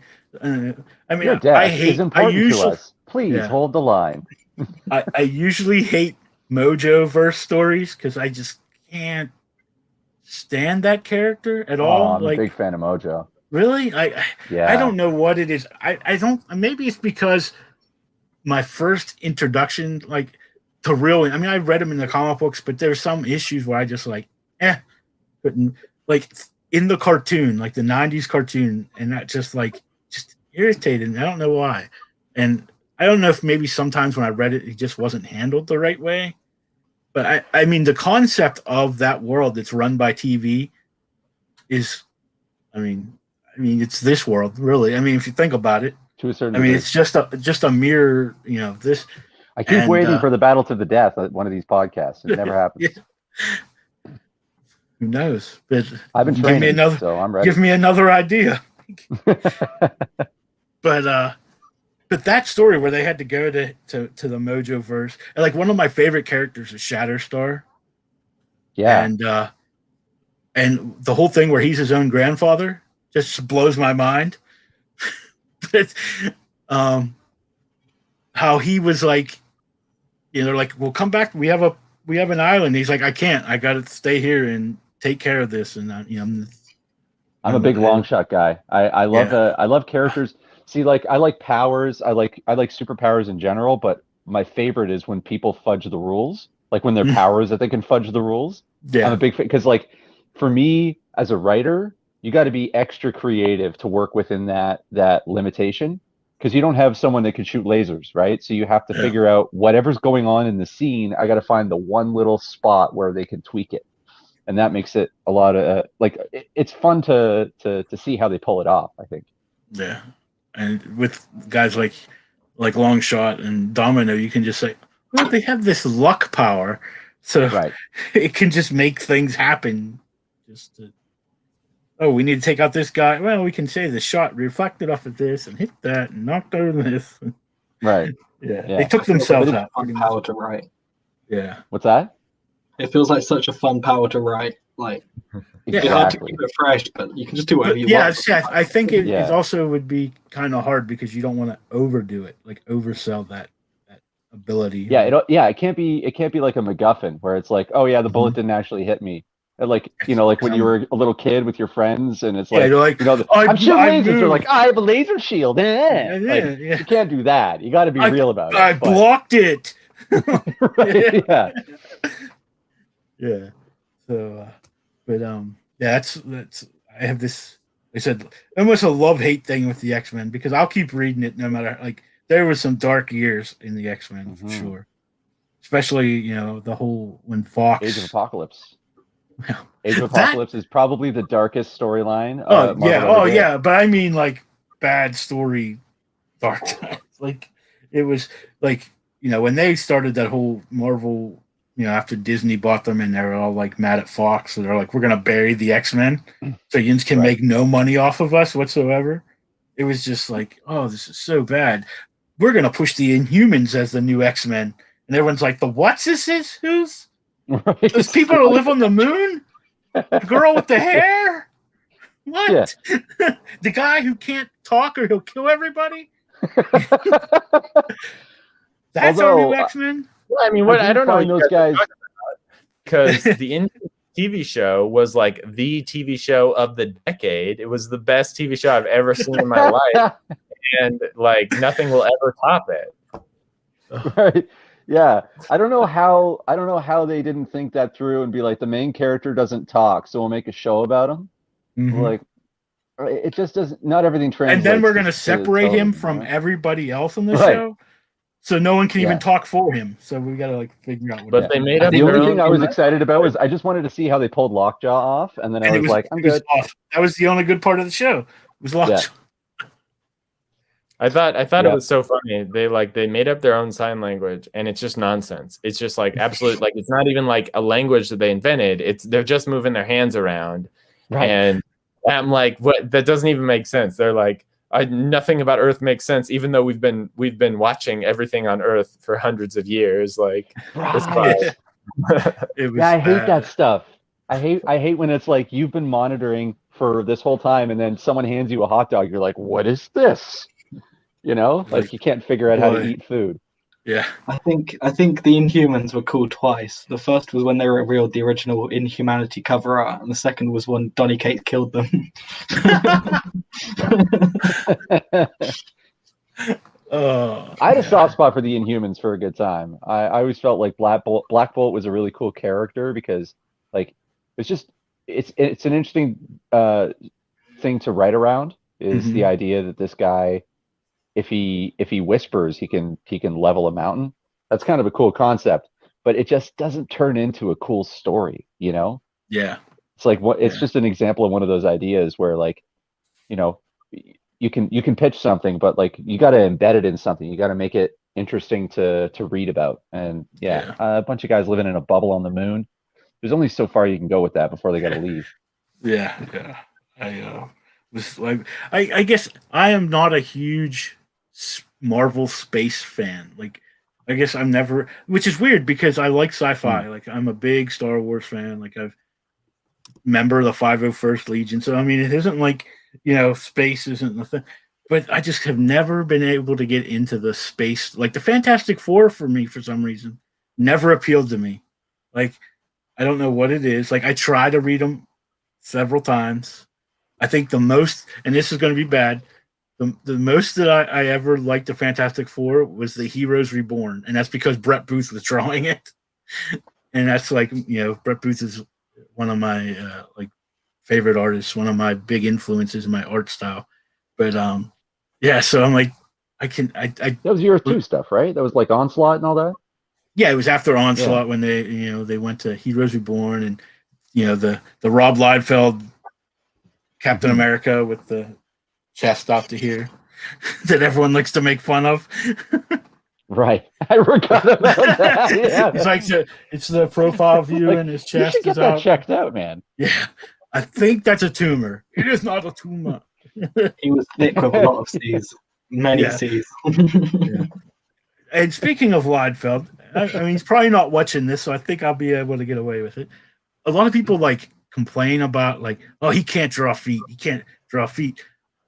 If you look back to a lot of the artists in the 90s, none of them drew feet. They all drew rocks or something in front of them. Like, it was just how it was. What he doesn't do is draw backgrounds. Go through one of his books once and look how many backgrounds are drawn in his books. Hardly ever any. And because like I got that G.I. Joe that he just did, and I'm like reading it, I'm like, it's just people fighting. You might have a tree thrown in here or there, you know, maybe, but most of the time he just draws characters in a panel, and then the colorist adds color to the background. I'm like, I don't have a problem with his feet. I want him to draw like back, because I mean, I know a lot of artists who don't like to draw backgrounds, but then they get somebody to draw the backgrounds for them. You know, it's that's just the quote of the show. I haven't got a problem with Rob Liefeld's feet. Hey, I am friends with him. I mean, not personal friends, but I have talked to him before.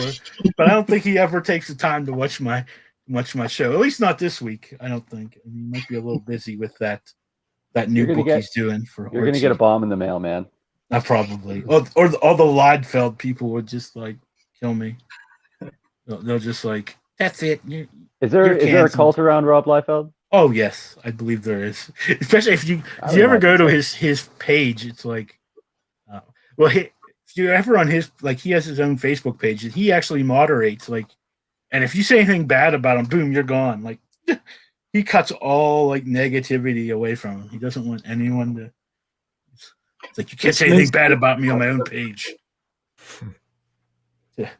Well, then let me go on record and say that I think all of his work is amazing, especially Youngblood's. I'm being sarcastic. Not the greatest. Youngblood, the book, the characters he doesn't own anymore.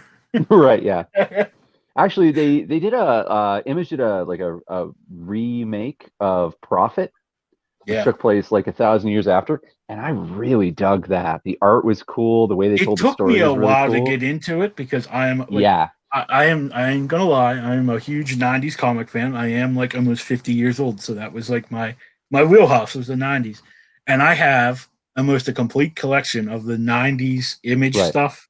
Like, anytime I go to a comic book shop, I always go through there, see if there's anything I still need. And I was so connected to that. Back when Witchblade was on Top Cow and all that. Yeah, which still is. You can still get Witchblade, but I thought they were Image now. I didn't know that Top Cow was still a thing. Yeah, Silvestri still does, like, runs all that. But no, I forget. Cool. But no, I forget what I was. Oh, Prophet. So I was kind of tied to that 90s. You were saying that you had all the. Yeah, so I was tied to that version of the character. So I was like, oh, a new Prophet book's coming out, and then I started getting it. And I'm like, it took me a while to like get into it because I was so tied to that version of the character, and then to that, and I'm like, oh. But then I started reading. I was like, well, it's a really cool story, and it, it expands more on that, on the character than I'm just a big guy who fights things. Yeah. So, yeah, but I went in cold, so like I didn't really know the background, but I got into it afterwards because the comic like kind of pulled me right in, like the remake pulled me in, and so like I started looking up all the old school Prophet stuff, and I was like, oh, I would have hated that comic, but this is really cool, like it just wasn't in my wheelhouse, Yeah, and it's Stephen Platt took it over, Mr. Bullets. I draw 1,000 bullets in every picture I draw. But yeah.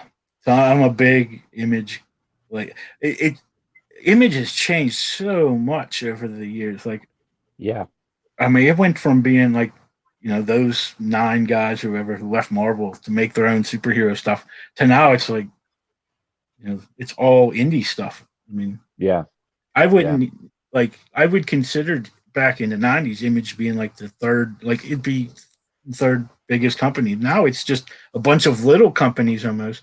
It's mostly all Kirkman stuff. I mean, every time I pick something up, it's by Skybound, pretty much. Yep. So I mean, he. Yeah, I think Kirkman might have been the one that blew the top off it and kind of like put them in this position now. Yeah, because I'm one of those few people. Like I don't know. Like Invincible changed the game. Yeah, well, I got in The Walking Dead, or when it first came out. Like I got that first issue.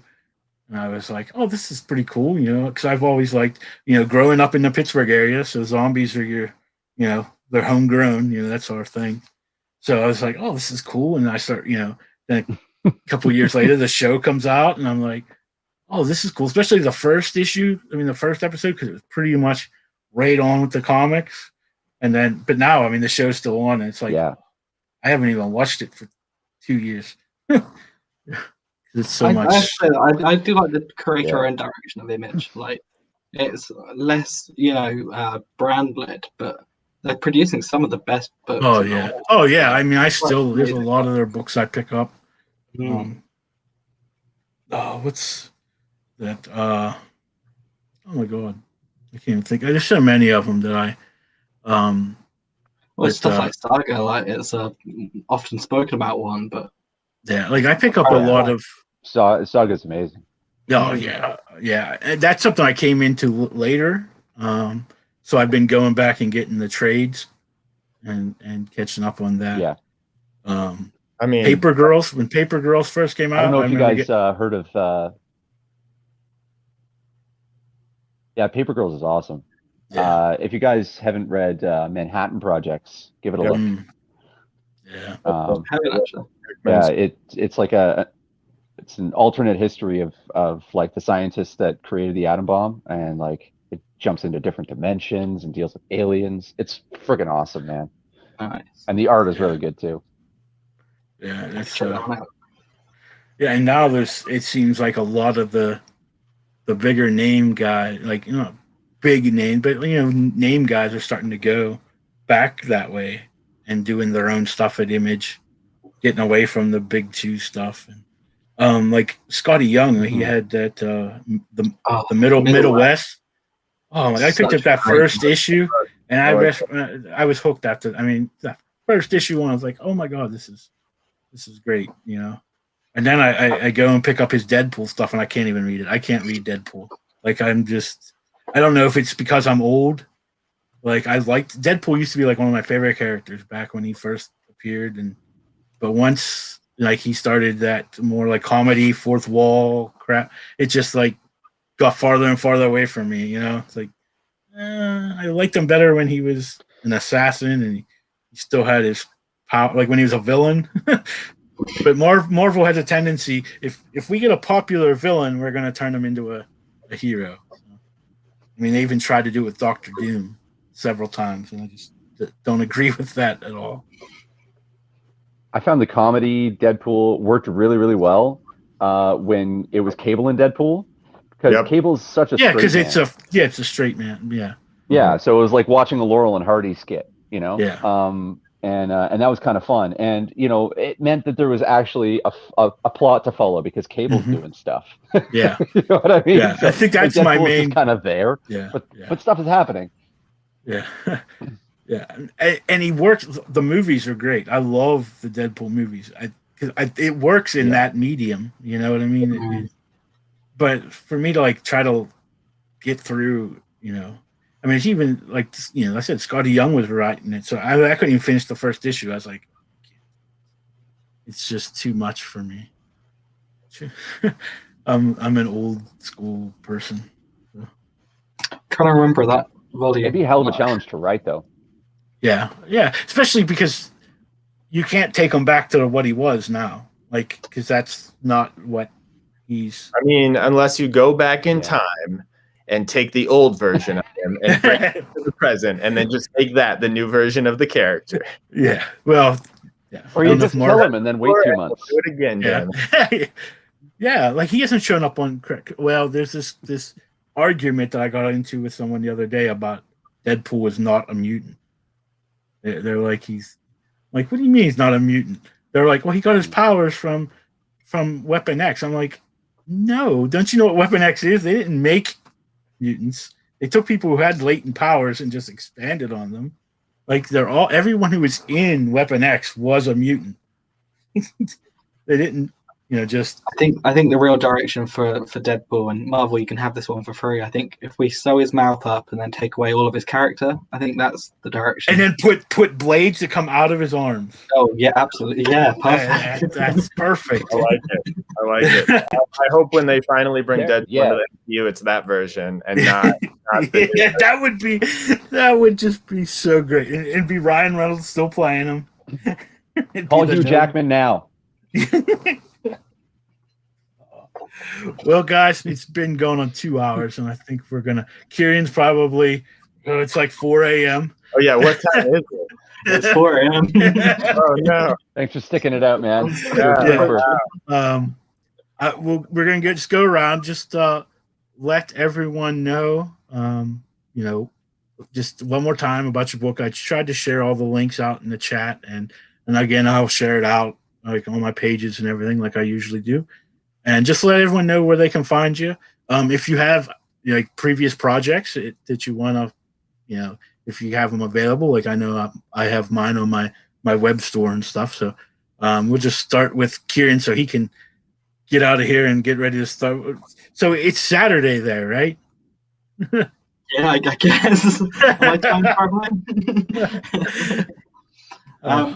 But yeah, so Occulus issue 1 is on Kickstarter. It's got a few days left. I don't even know now, whatever day it is. But we've got, it's written by Matthew Hardy and myself, with art by Guillermo Biel, with lettering by Rob Jones. We've got a 5-page preview. And just to reiterate the thing, if you make a physical pledge and say that you came from the Hooligan Alley show, then I'll throw something in extra. But the best place to find everything from Kickstarters to socials to store, it's linktree/broadcast comics. Brokehouse Comics, you said? Broadcast comics. Okay, thanks. All right, well, you have a good night. We'll let you go, and be sure to check out that Kickstarter. Amazing. Get you Thank you over for the having hump. me. Thank you for staying up late with us. Sleep tight, dude. All right, we'll go to Caleb next. All right. Yep. My comic is my project is Unicorn Vampire Hunter issue 2. You can get issue 1 and 2 on the Kickstarter. Honestly, the best place to get any of my previous comics is on the Kickstarter. I don't currently have a web store. I've gone back and forth on that. Typically, in the past, the way that I sold previous comics was like at cons and stuff, but I always offer everything I've ever made on every Kickstarter that I do.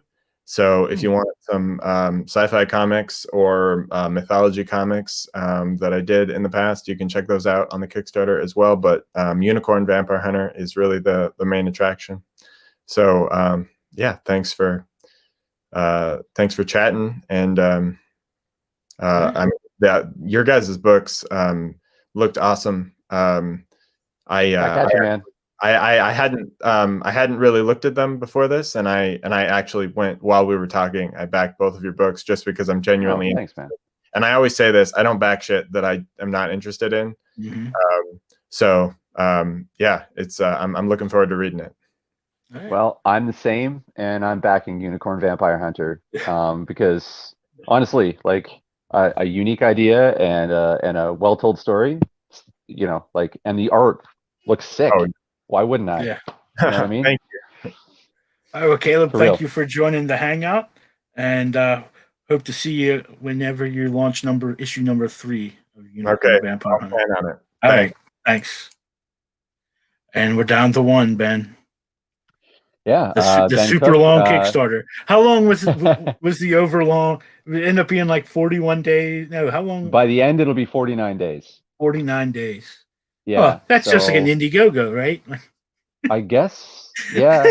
It's does too go long. on I forever. can tell you that because, like, I'm looking at the campaign now and going, when the fuck is this thing over? Like, I'm done. I don't want to do this. Have you hit that middle wall? See, that's the only problem with having the longer the campaign, the longer that dead time is. And that's when I'm in you a bit of start, a like, slump right now in terms of like, especially it's if you're even, not. It's not even about backers. I'm still getting backers. I just, like, my enthusiasm is like having to write, like, come up with. If I had condensed it, then I could have, like, taken all the material that I was going to use to promote and put it out all, you know, in a decent time frame. But now I'm like, I'm grasping for shit. I'm coming up with new stuff. You know? That's how I started, like, adding things just so I had stuff to talk about during my campaign. Like, that's where I'm at right now. Yeah. yeah. So I'm like, so then I was all the like I said, the trading cards and stuff on my campaign. It's all original art, so it's not art that's in the book. And like, I took panels from the book and made trading cards. It's all original art that's just on the trading cards. So all that stuff, and I'm just like constantly just drawing stuff. Look, I added this. So here's another cover, and here's, you know. So I'm like, that's actually a brilliant idea. Yeah, that was something I can't remember who told me about. Like, always keep something back, so when you hit that dead zone, that dead time, that you can add something else to try to get people some eyes Noted. on it. So, yeah, it's in the vault for issue 2. Yeah. So Apex is that's your first project, you said? Right. It's first and only so far. So I've done, you know, like, I've been kind of skulking the indie comic world for a while, but this is my first time, you know, putting something out into the world. So it's called Apex. It's a sci-fi noir in the ghetto of the future, and it's about a girl who eats people, basically. Nice. It's not just about that, but that's a good start. If you're into that, then you'll like the rest. I know with Omni, everyone's like, "What's your pitch?" And I'm like, "Well, I can't really give you the pitch because I don't want to ruin the twist in the book." But right, you know, and so then everyone's like, "Oh, it's just a Superman." No, it's not. I mean, it's designed for you to think that. Like that's what we want you to have Totally. in your head while you're reading it. This is Superman. This is Superman. We've seen this 100 times. That way, when something does happen, you're like, oh my god, that's not what Superman is at all. And that's kind of so every time I went on a show and I'm like trying to, and the good thing is I haven't. The writer is L.C. Holt, who some people know who he is, some doesn't. He's a horror movie guy. Like if you've ever seen the movie You're Next, he was the goat-faced killer in that movie. He's been in VHS 2, couple other movies. During this whole campaign, he wasn't able to help me push it all because he was in Canada filming a movie. So he's on the set every day while I was trying to push the book. So, but we haven't seen him because most of the filming gets done in Toronto, and I live in Toronto. Oh, I'm sure. Yeah, he's around, and he's just getting ready to start another movie too. So, very cool. Thank you for coming by. Yeah, thanks for having me, man. This is a blast. Yeah, I like to not just have a show where a lot of people have it all scripted out, and I just like to have fun, hang out, thus the hangout, and get to know some other creators and get some eyes on the project. So, thank you for stopping by. Like I said, and anytime you want to come back on, sometimes I just have people on just to talk. So I'm down, man. All right. So I'll always good luck comics. with the rest. Yep. Get that funded in the next 500 days. And yeah, totally. And I'm be waiting for issue 2. So thanks for stopping by. I'm writing it right now. It's already on page 8 of the script. It's going really well. Nice. I can't wait to read it. Yeah. All right. Thanks for stopping by. All right, guys. We made it under the 3-hour mark, not like last week. So kept it to 2 hours, a little over. If you stayed for the whole thing, thank you. What can I say? Get out there and back these books. These are some great creators, some very unique ideas. Kind of went the gambit from unicorn vampire hunters to magic superheroes and to a noir ghetto in the future. So I hope you get out there and back these guys, read their books, and be back next week. You have some guests lined up, and you know me, I'm going to kill people's names. So Nicholas Collins is going to be here, and Dawn Borgmeyer. That's who we have on the show for next week. They both have some books that are funding right now, or will be in the next few days. So, and then also come back on Wednesday morning. I'm going to be, let me grab it real quick, doing the review of Ego Raven, number 1. And so this will be my review for Wednesday morning at 11 a.m. Eastern. But in the meantime, get out there, read some books, back some of these great creators, and have a good night.